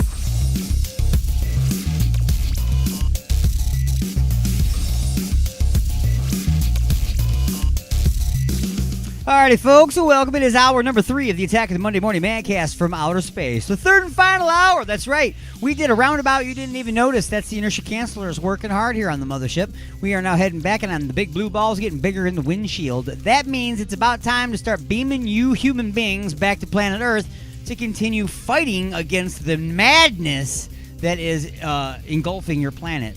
I know, I just took you away for 3 hours. You know, that's it. But we're, hey, we talk about some of that madness. We do. And I'm still going to talk about some more of that madness. Try to figure out why it looks like I'm talking this whole time. Even when I stop talking, it says I'm still talking. Or whatever. Alrighty, folks. Anyway, coming up on the show, we've got the brand spanking new episode of Just a Few Questions. Just a Few Questions is a very bizarre segment that we air each and every Sunday during Inside the Motherships. That show comes on at 12 noon Eastern every Sunday. Make sure you tune into that right here on Alien X Radio and our fantastic affiliates like Raw Talk Online, UG Media, Lime City Radio, J. Parker Radio, United Talk Radio, Stern Radio, and the Western Reserve Digital Radio Network. That's how you hear us live. And in syndication and replay around the world, 920 WON The Apple, 24.7 The Stream, 97.1 KGS BFM Get Smashed Radio, the IRN Internet Radio Network, and many, many others. You can always give me a call, 1313-444-8919, or Skype me at AlienStone1. Now, that segment, called Just a Few Questions, it replays in each hour of the Monday Morning Madcast from outer space. Hour number 1, hour number 2, classic episodes. Hour number 3, the most recent episode, which is called Die Hard, Wedding Crashers. So I definitely want to stick around for that, as I took Sir Martin of Mad and Sir Unit of D, and I told them that their ex-girlfriend was getting married and they needed to go to the wedding. And, yeah, we'll see what happens. Right. Anyway, folks, I just want to bring this up real quick because it pisses me off, and it should piss you off too, but most people, they're trying to play that hide your head in the sand game where if you just pretend all the madness isn't happening, it'll go away. But actually what's going to happen is just they're going to put all that and make it permanent because you weren't paying attention. So I want to talk about electric cars for a moment. I have no problems with electric cars. I have an electric car. I've had an electric car for many years now. It's 10 years old. It's a Chevy Volt. Okay? I love electric cars. I do. Do I think they're ready to take over as our main transportation? No. Not even close. We got a long way to go before that, which is why it's upsetting that our current administration is pushing so hard to end all the fossil fuels now and push the electric cars before they're even ready for mainstream use. So I just got a little piece here that I want to cover regarding the electric cars. As I said, I love electric cars, but they're not ready. So everyone that could afford them, that is, are going to be getting the electric cars. Why? This is why. Everybody but people like you, me, and normal people. The government is giving away money in incentives to buy electric cars so you can afford them. They're saying, well, they're too expensive, right? But we want everybody to have electric cars, so we're going to give them all kinds of cash incentives, money off on this. You get a cash incentive for putting in a charging station on your house. You'll get a cash incentive from the electric company for using the electric instead of going to the gas station. Okay? That sounds great. It sounds like a great idea, right? But here's the problem with that. I'm going to tell you the problem with that. Those incentives are coming from the government, right? Now, where does the government get the money? They don't own a factory. They don't make anything. They don't sell anything. They don't offer any services. Okay? So they don't generate any money that they don't take out of our checks and out of our property taxes, right? So that's our money that they have that they're giving people the incentives to buy cars, which again sounds great, right? Because you pay money into the system. Now they're giving you money to buy an electric car. No, they're not giving you money. They're giving people money that can still afford the electric cars. Because even with all the incentives, most people are not going to be able to afford these electric cars, and this is why. Let's say they give you $5,000 off in incentives. Well, that's great, but it's coming off of a $90,000 car. Okay? So that still leaves you with an $85,000 bill that you got to pay. Then there's tax, title, license, all that on top of it. That's for car, truck, SUV, or a spacecraft. It doesn't matter what the vehicle is. That's a lot of freaking money, okay? Even if we never heard of electric cars and we're just doing regular gas cars, most people would be like, are you kidding me? I cannot spend that much money on a car. Most people are not spending that much money on their gas-powered cars. That's a ridiculous amount of money, okay? Now, if we are expected to buy new electric cars, then maybe instead of forcing all these things to give incentives and everything to help afford cars that are too expensive, why don't we start building lower-end electric cars? It doesn't have to have all the bells and whistles and the autonomous driving and the lane assist and the heated vibrating seats and the automatic built-in Apple Play and being made out of the top brass, the best materials, all this fancy metal and leather. Okay, stop. That's why the car costs $85,000. It's not because it's an electric car. It's not because of the battery. It's because you're trying to stuff all of this luxury car. Okay, and you want everybody to pay for the luxury car. That's why we've got the F-150 Lightning. That's why we've got the new electric Silverado, and we've got all these new really expensive Teslas. Of course, they're expensive as hell. Okay, some of them are over $100,000. So all I'm saying is, where is the electric Focus? You know what I'm saying? Where is the electric Trax? These cheapo cars that people can afford right now. Turning them into electric shouldn't make them triple the cost. It really shouldn't. Okay, and anybody who thinks about materials and building costs and all that should know that. But these companies know that you don't know that. So they're going to make you think that, to get electric, you got to have all this top-notch stuff and everything. No, you don't. You don't. I have a Chevy Volt, okay? At the time it came out, I'm sure that it was top-notch, okay? But it's not anymore. Okay, guess what? It still goes. You charge up the car and you go. You don't need the latest technology from bumper to bumper, especially all this crazy autonomous driving. How many thousands of dollars are you being charged for the cost of that electric vehicle because of the autonomous driving feature in there that you don't want and you're not going to use, but they don't offer it without it? Why don't they offer it without it? Because they want you to pay that the $85,000. That's why. They don't want to sell you a $30,000 car. They don't. They're not interested in that anymore. And for some reason, they've got it in their head that the average person out there can afford the $85,000 car because, hey, it was $90,000. We gave you $5,000 off in incentives, right? So that should be easy for you. So basically what's happening is me, you, the normal people that can't afford an $85,000 car, we still pay our taxes. We still pay our income tax out of our checks. We still pay our property taxes. That money then gets turned into incentives and gets handed over to people that can afford an $85,000 car.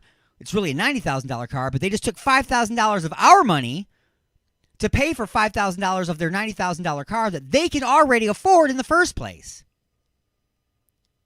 If you can afford an $85,000 car, you can afford a $90,000 car. The problem is everybody that can't afford any of that is still going to have to pay for that $5,000 for the people that can. So why are the poor people paying for the rich people to buy rich people cars that the poor people can never afford? What is this, Obamacare? Is that what this is? Hey, I can't afford insurance, but you're going to take money away from me and go hand it to somebody else that also can't afford insurance. That doesn't make sense. Neither does this. I'm just saying. Why don't you bring down the production, the costs? And when I say production, I don't mean your people that are building the vehicles. I mean the materials. You don't need a marble countertop in a motorhome. There's no reason to have a marble countertop in a motorhome.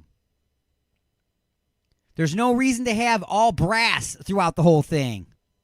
There's no reason to have all the cabinets made of oak.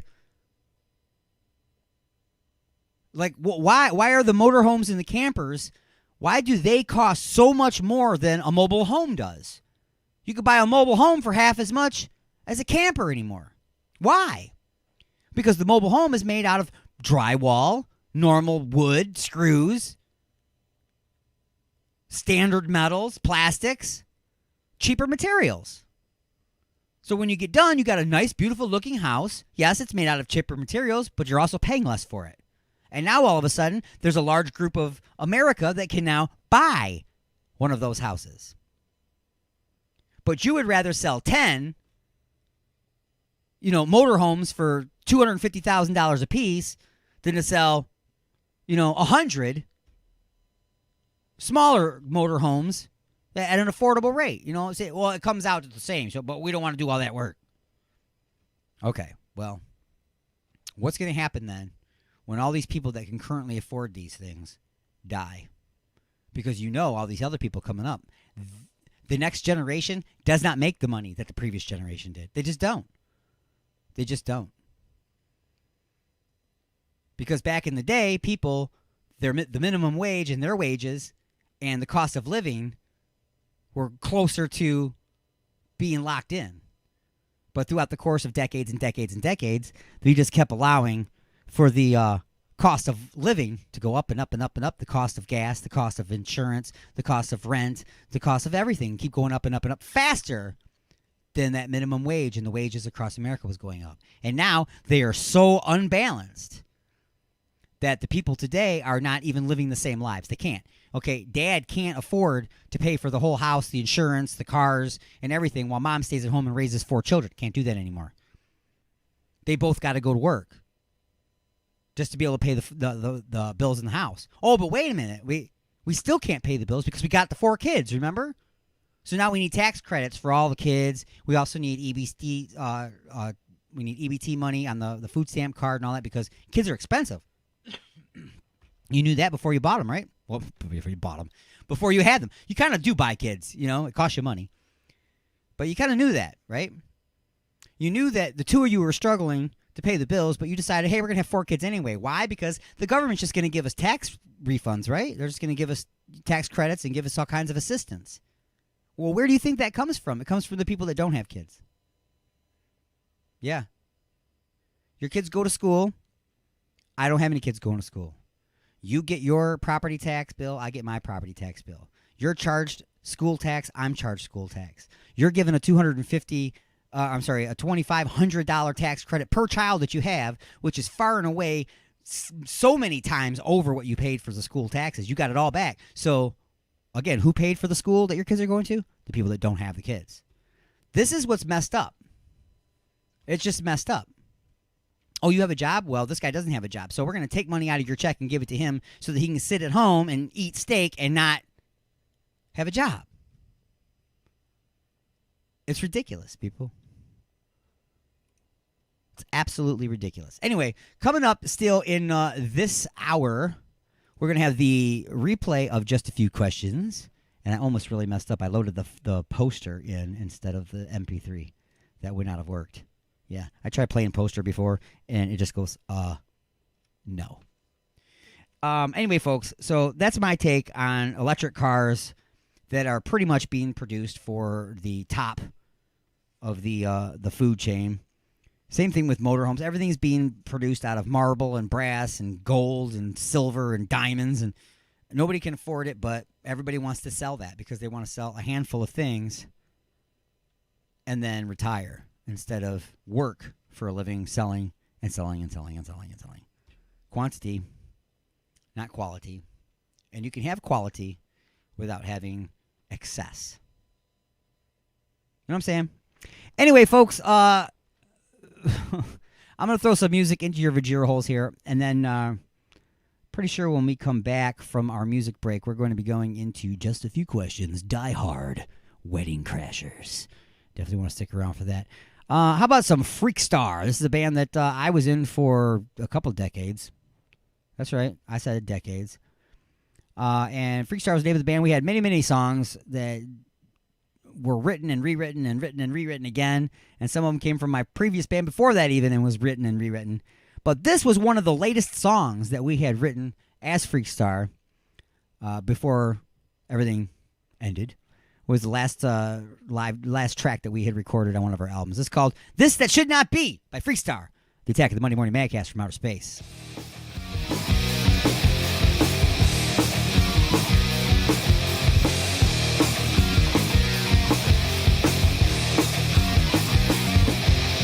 Everything you want, all the things you say.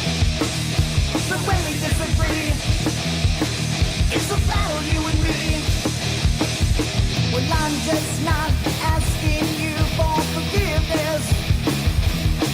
And I don't want pity from nobody.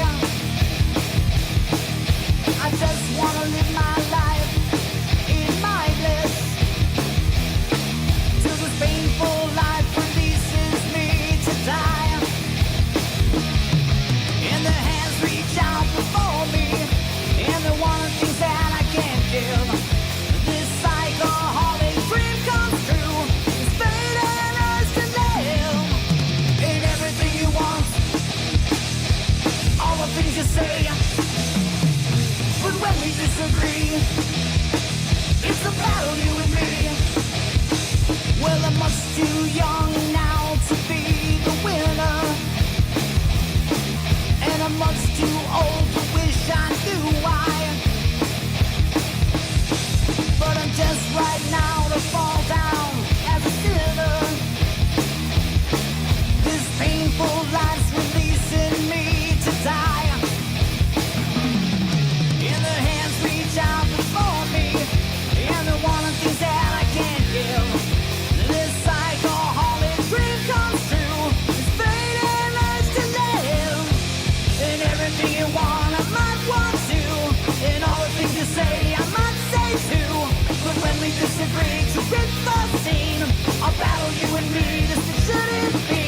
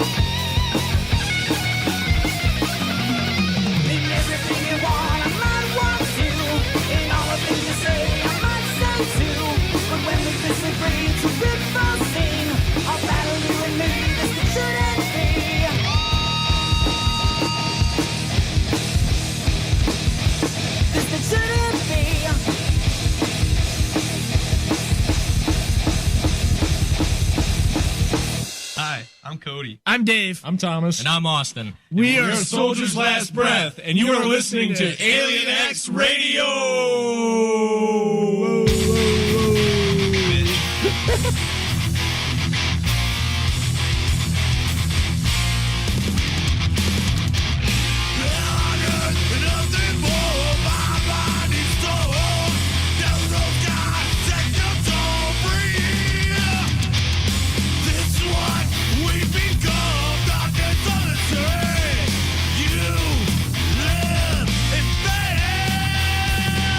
Centralized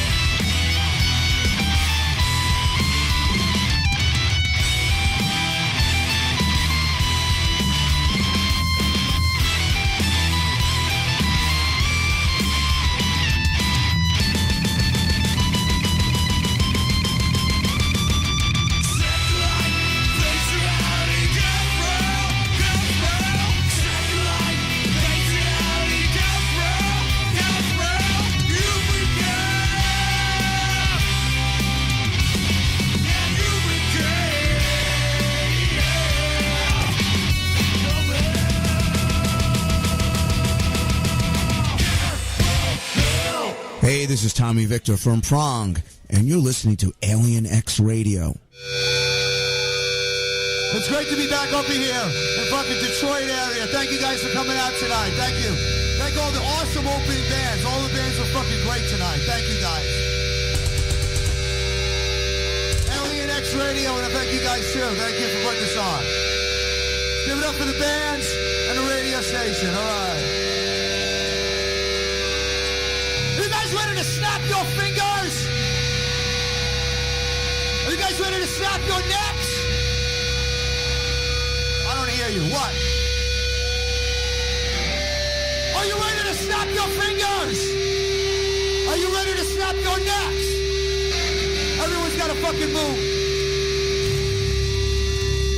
Thank you, Detroit. We'll see you again soon. Snap your fingers or snap your fucking neck. Everyone's got to move. It's a shit.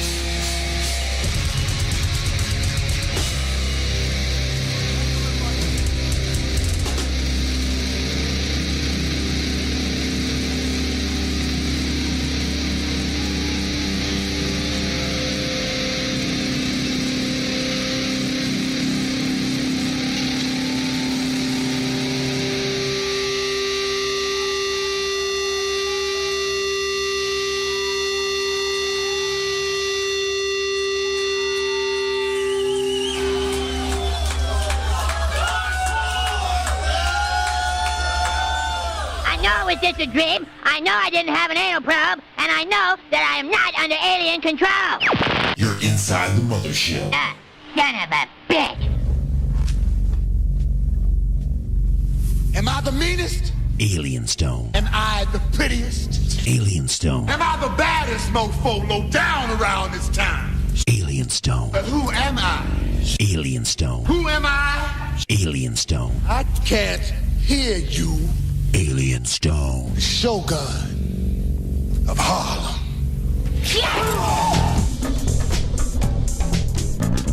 Oh, yeah, folks. That was back in 2016. Prong was the headliner on Alien X Fest. That's right. Alien X Fest 2016.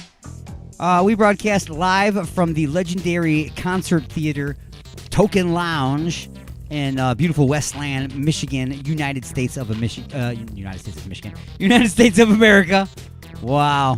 Yeah, the show's winding down here. I'm just definitely tired now. Gotta hit me some lunch. Take me a nap. But I can't. I got stuff to do today. I gotta take my car to the shop. I got a bunch of things I gotta do. We gotta pick the dogs up from the groomers. Oh. Just when you think you can chill out on your days off, that doesn't happen. Anyway, folks, every single Sunday at 12 noon Eastern, I do a radio show called Inside the Mothership. Myself, D-Unit, and Sir Martin of Mad. We come on for 2 hours, starting at 12 noon Eastern, and we basically just talk rubbish.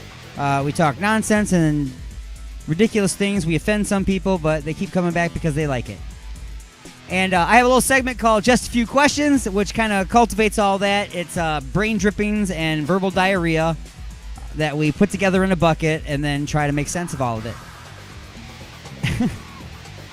I know, you're like, I'm tuning out then. I don't want it. No, really, it's not that bad. Anyway, folks, the latest episode is called Die Hard Wedding Crasher.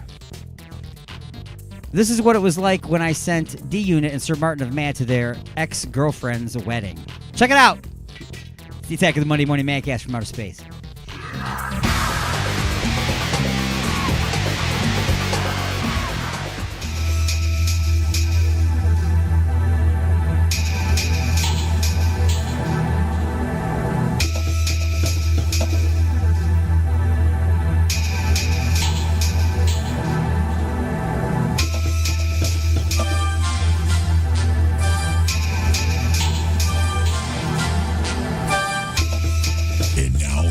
To answer just a few questions.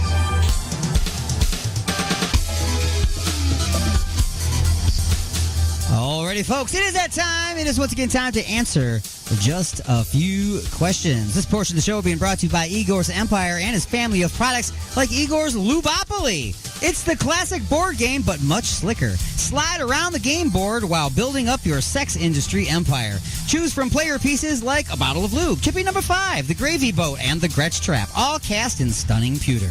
Remember, that's Igor's Empire and his family of products. Look for and like Igor's Lube at Facebook and www.igorslube.com. All right. Are we back on? We're back on the radio. Pretty much all video is down. No, that's not working? It claims it's working, but it's showing like one frame every minute. The system is down. Yes, system. But the radio's up and running. So system.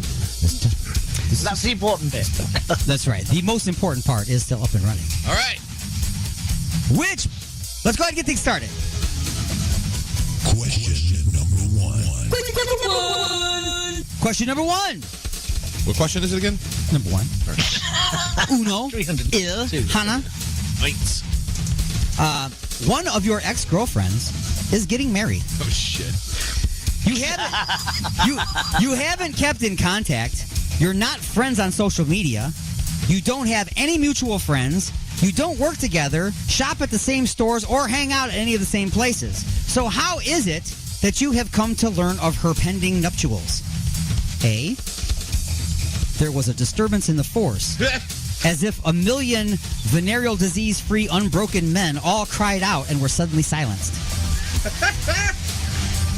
Or B, her mother called you because she wants you to get back together before she gets married. She hates her new guy and always loved you, especially when you made waffles for her in the morning after banging her daughter. C, A carrier vulture landed on your balcony, and as it ripped apart and ate a pigeon, you retrieved a scroll attached to its leg.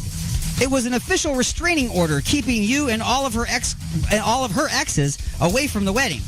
And in order to be able to comply, of course, the date, time, and location are listed. Or D, she must have just given her address book to the printer and you accidentally got an invitation. What's it going to be, Sir Martin of Mad today? Oh, I'm going with A. A all the way. Go with A. There was a disturbance in the force. As if a million venereal disease-free and unbroken men all cried out and were suddenly silenced. That is great.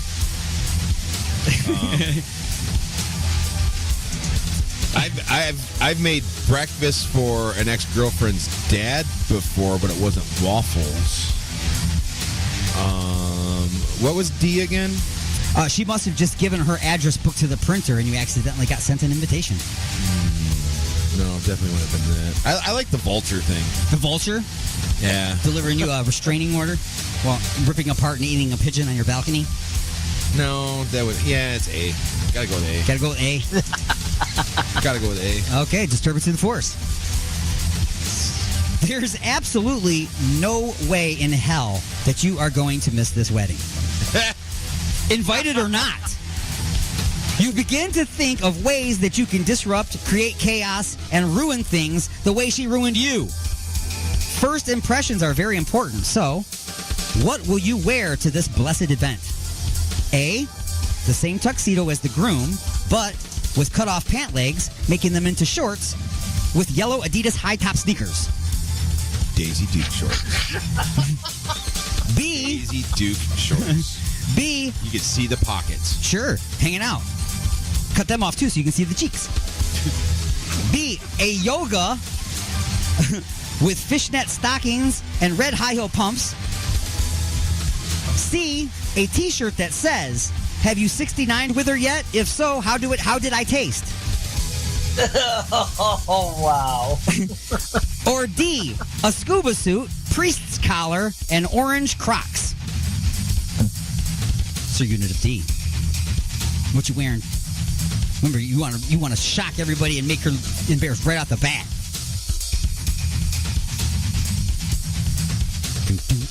I think it would have to be the shirt thing because that's, the type of thing that I would do. However, on the back, it would be like something like,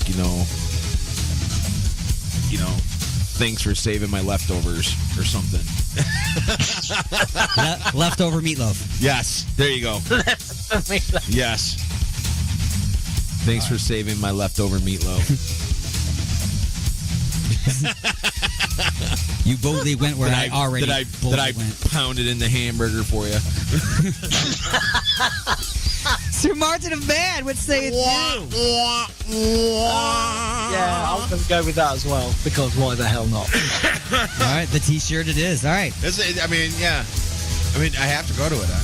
The wild card answer.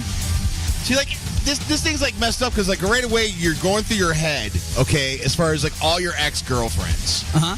And which one would you like? Right, you get to choose the players in this show. So it's this is not. I'm casting the roles, but you're actually casting the actors. I know, it's not good. You bring back memories, man. I'm gonna start having PTSD here in a second. Well, the wild card answer that neither of you chose was you would put on the priest collar, but on your bare neck.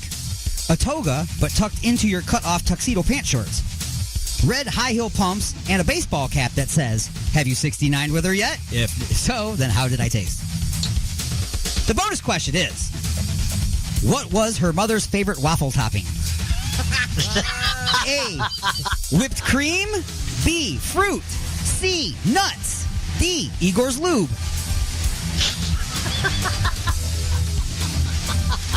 I'm going to go with Igor's Lube because the whipped cream's gone. Yeah. She ate all of the nuts. Yeah. Uh-huh. These nuts. So I'm going with Igor's Lube. And the fruit. Igor's Lube and fruit. Yeah. Fruit-flavored Igor's Lube. There you go. It tastes like kiwi. But it's not. It's lettuce. Sir Martin of Mad, what did she like on her waffles? These waffles, blue waffles. It's going to be Igor's Lube. Igor's Lube. All right. You guys are on the same page. Pretty good so far. Igor's Lube's waffle toppings. That's it. Cherry flavor. Syrup. Salmon, mint, and shame. Igor's waffle toppers.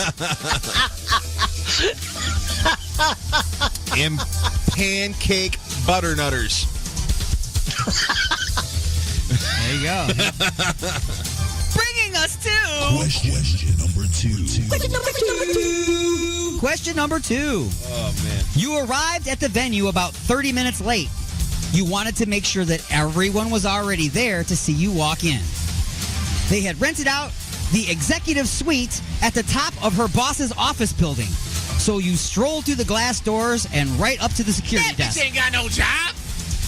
Right up to the security desk. They were about to toss you out until you told them that you were there for the wedding. Your ex was such a bitch to the security and staff that they let you right in. Now you're in the elevator and on your way to the top. Just then you hear an explosion from somewhere in the building. The elevator stops between floors and the light goes out. You now hear machine gun fire and screams coming from one of the floors above you. Oh, we're going straight John McClane. What do you do next? A, you try to pry open the doors, but they won't budge. So you just sit there and wait for help. B, you call your ex for help because you secretly still have her number and you still love her. C, No. you quickly get naked because you would rather get rescued naked than found wearing that outfit.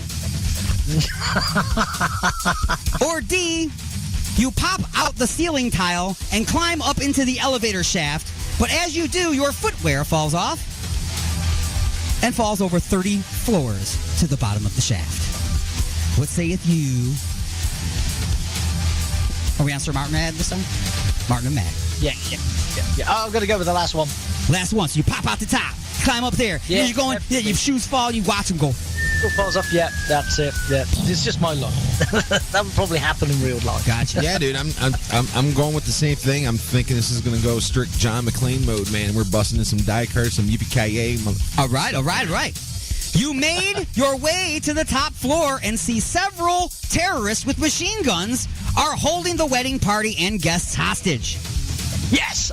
Terrible. You look out the window and see that the cops, FBI, and anti-terrorism units are already surrounding the building. What do you do next? Dun, dun, dun. A, sneak out of the building and go home. Yeah. B, turn around, crawl back down, and hide in the elevator. C, take pictures of everything and post them on the cops and FBI's social media pages, hoping that the fact checkers won't cover it up with mostly false pop-ups or COVID-19 updates. Or D, follow one of the terrorists into the bathroom, attacking him from behind with a rear naked choke. After he's unconscious, take his machine gun, then make your way to the roof through the air conditioning ducts with only a Zippo lighter to light your way. Finding and disarming explosives and as well as dispatching bad guys along the way. Then signal the authorities to bring a helicopter with an armed SEAL team to retake the building. You would do it yourself, but you aren't wearing any shoes, and that's problematic. Were you watching Die Hard yesterday? I was not. It sounds familiar. Dude, this is straight up like a... Can you... Oh, man. Sir Martin of Mad. Or no, this is Sir Unit of D. This should be like a Die Hard reboot right here. Come out to the cause. We'll get together. Have a few laughs.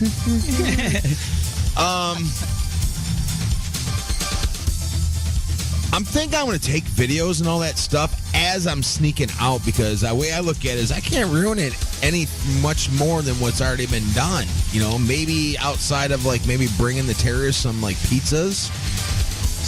You know, like helping them out. Hey guys, you hungry? Here's some chicken parmesan. Good job out of you. So you're sneaking out, but you're snapping all the evidence. I'm snapping all the evidence and stuff like that and putting it on social media and going, yeah. Gotcha. You know, and then with the fact that it's like, dude, they've already accomplished it, so I'm going home. I'll watch this from the TV at this point. That's right. You gave them everything they need. The rest of it is shooting and killing people. I actually feel bad because I feel cheated, yes, but I'm not hanging out. There was I feel cheated because somebody else got to ruin it before I did, but I couldn't top what they did, so it is what it is. Sir Martin Mad. Yes, I will do exactly that. Exactly the same as Dig. Wow. See you later. See you later. You guys are in lockstep today. Yeah. Make sure you try the mastacholi. The bonus question. Tip the wait staff. Be here all week.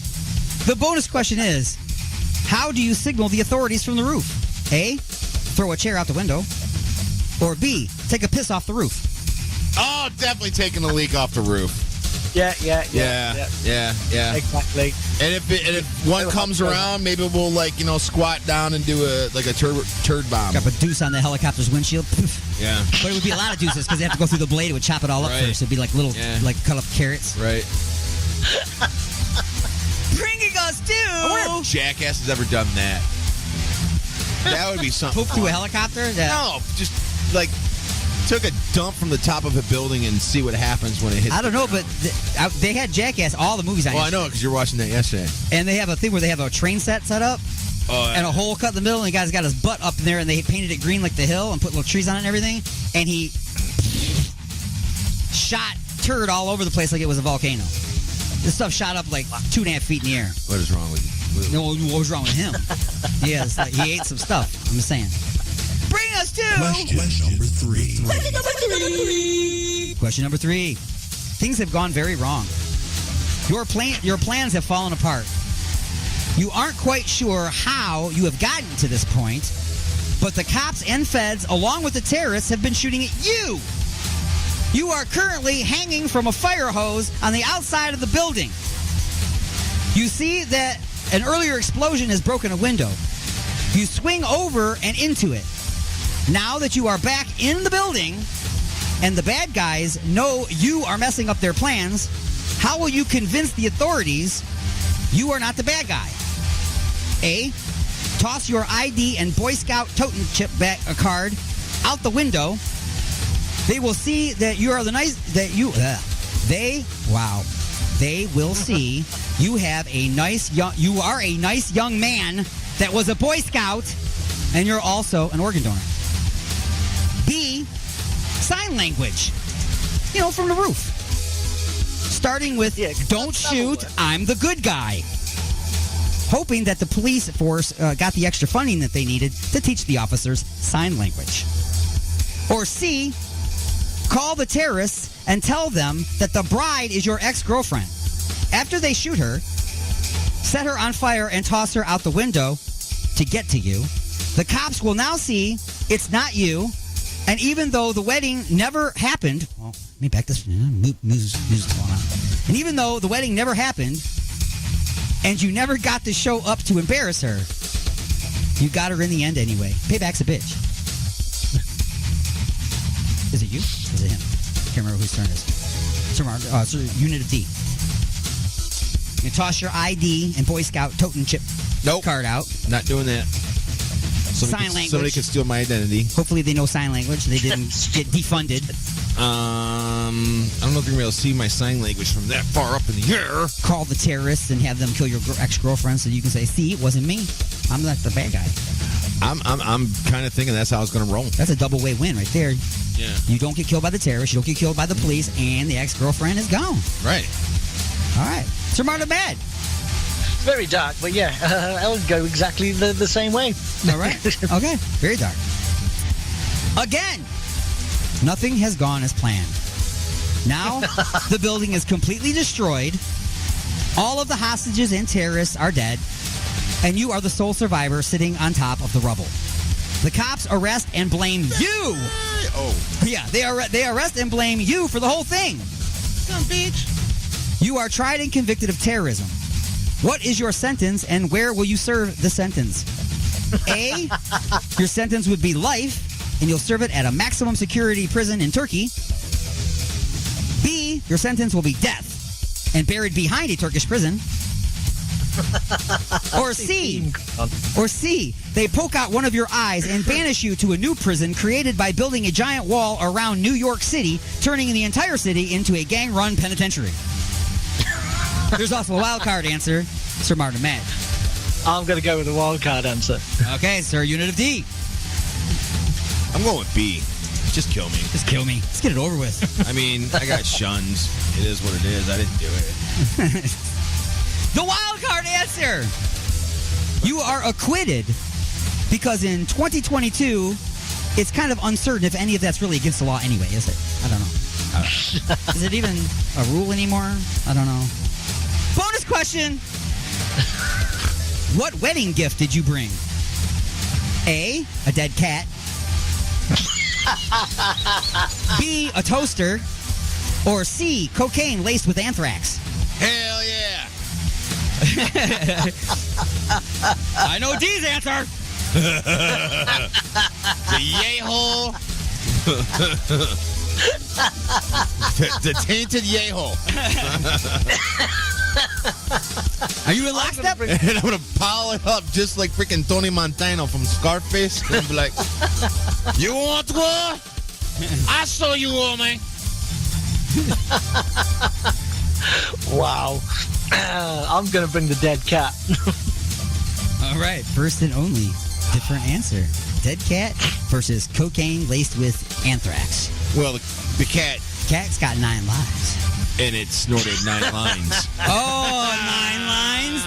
9 lines beats 9 lives. Right. It snorted 9 lines. Bringing us to lightning strikes. What? Straight out there, we're wrong. Make sure it works. Yeah, just make sure it works. The ejector button. Famous breakfast dish. Chicken and what? Penis. Cock slap. Good morning.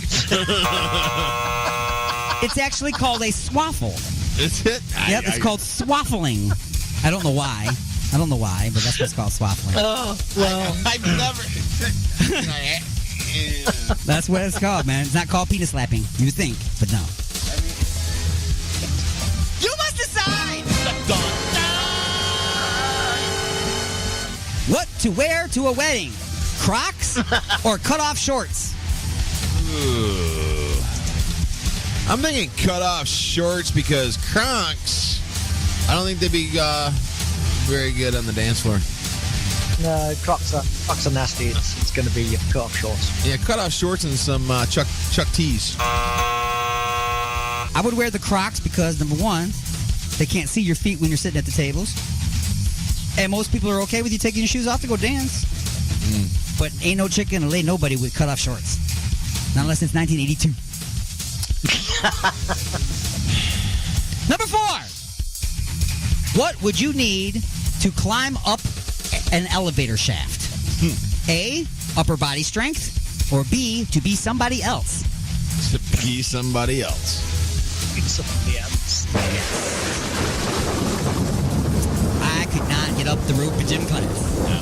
It wasn't because it made me feel kind of funny. Both. Number 5. You must decide. Who would it be worse to be stuck in an elevator with?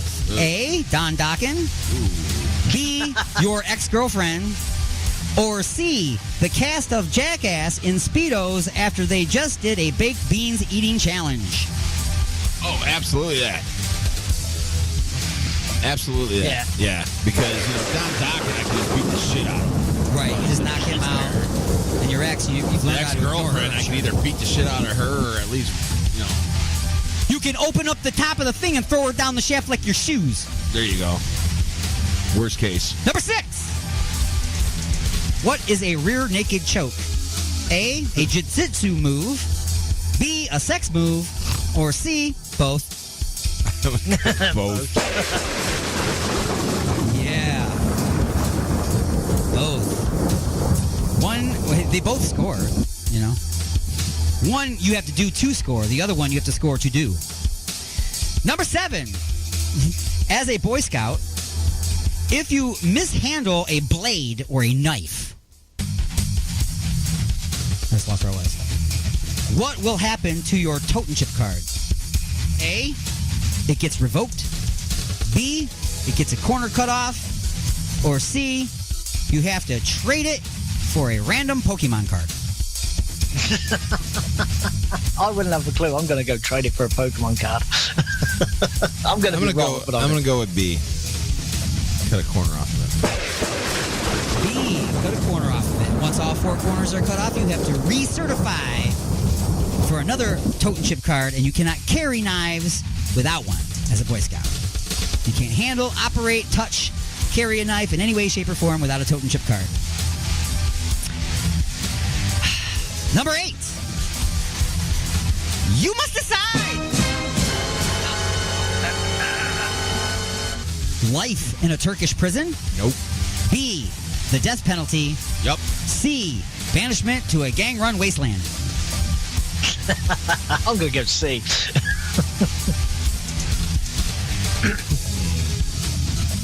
I'm going to go with... Yeah, all right, C. Yes. Life in a Turkish prison, you know what that's all going to be about. Death. That's the end. At least in the game, you can like run around and hide and beat people up and try to survive a little bit. You know what I'm saying? You try. But there's nobody to break up the fights. Anyway, number 9. What might have gotten you to decide on the toaster as a good wedding gift for your ex? A, it was free. B, it was used. C, it was broken. Or D, it was for her bathtub. Oh, definitely for the bathtub. For a bathtub. Yes, definitely for the bathtub. Have you ever met somebody for the first time and right away want to buy a toaster for their bathtub? Yes. Yes, a couple Absolutely. of people, yeah. And number 10. What is it called when Bruce Willis was walking on the outside of a building while hanging from a rope? A, dangling. B, repelling. Or C, unrealistic. Unrealistic. It is unrealistic, but it's also called repelling. But not really, because he didn't go down. He went sideways. He jumped out, then went sideways, swung, and then swung out and through the window. Remember, he kicked his way out and then shot the window and then went in. And it wasn't a rope, though. It was a fire hose. Fire hose, correctamundo. But either way, unrealistic and repelling. And ladies and gentlemen, that has been just a few questions. Give me some static! You got something to say? Don't be a bitch. Call into the show at 313-444-8919. You have been beamed aboard and are now inside the mothership For the attack of the Monday Morning Madcast from outer space. When's the last time you had a good time? Broadcasting from beyond planet chaos directly into your vajir holes.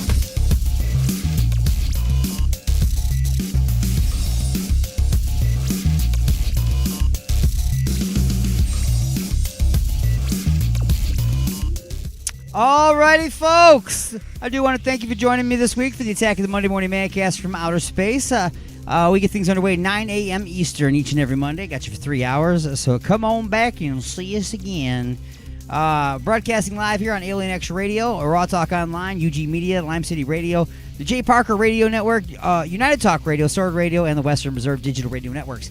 And in syndication and replay around the world, 920 WON The Apple, 24.7 The Stream, 97.1 KGSB-FM Get Smashed Radio, the IRN Internet Radio Network, WRFN 1025, WRPR Rat Pack Radio, United Sounds Choice Radio, Pure Rock Radio, Prodcore Radio, Good Talk Radio, Mile High Radio, and K89. I am Alien Stone, and again, I want to thank you, and thank you, and thank you. If you want to send any questions, comments, complaints, or nude photographs, just go ahead and attach those to an email. Send it on over to alienstone@alienxradio.com. So what have we learned today? We learned that electric cars are great. They're going to save you a lot of money if you have a lot of money in the first place to be able to get it. Yeah, same thing with the motorhomes.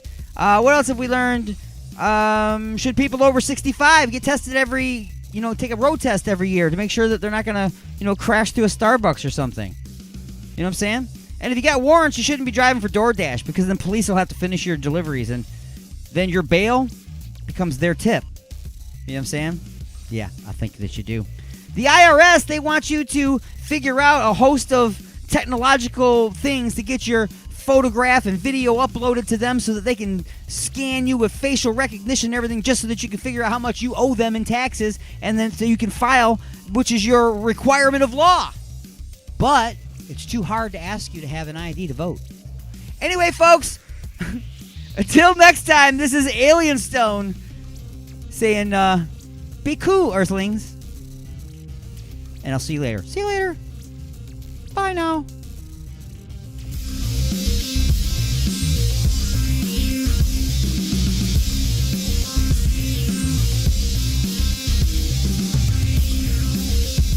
I like turtles. You know, you haven't stopped talking since I came here. You must have been vaccinated with a phonograph needle. Please sit down. Frankly, this radio person is the whole problem. Are we going to allow this guy to be heard by anyone who can turn a dial? Please, one at a time. All right, you bad boy, but no more freebies. My problem is I got a 50-year-old lust and a 3-year-old dinky. The number you have reached, 911, has been changed to a non-published number.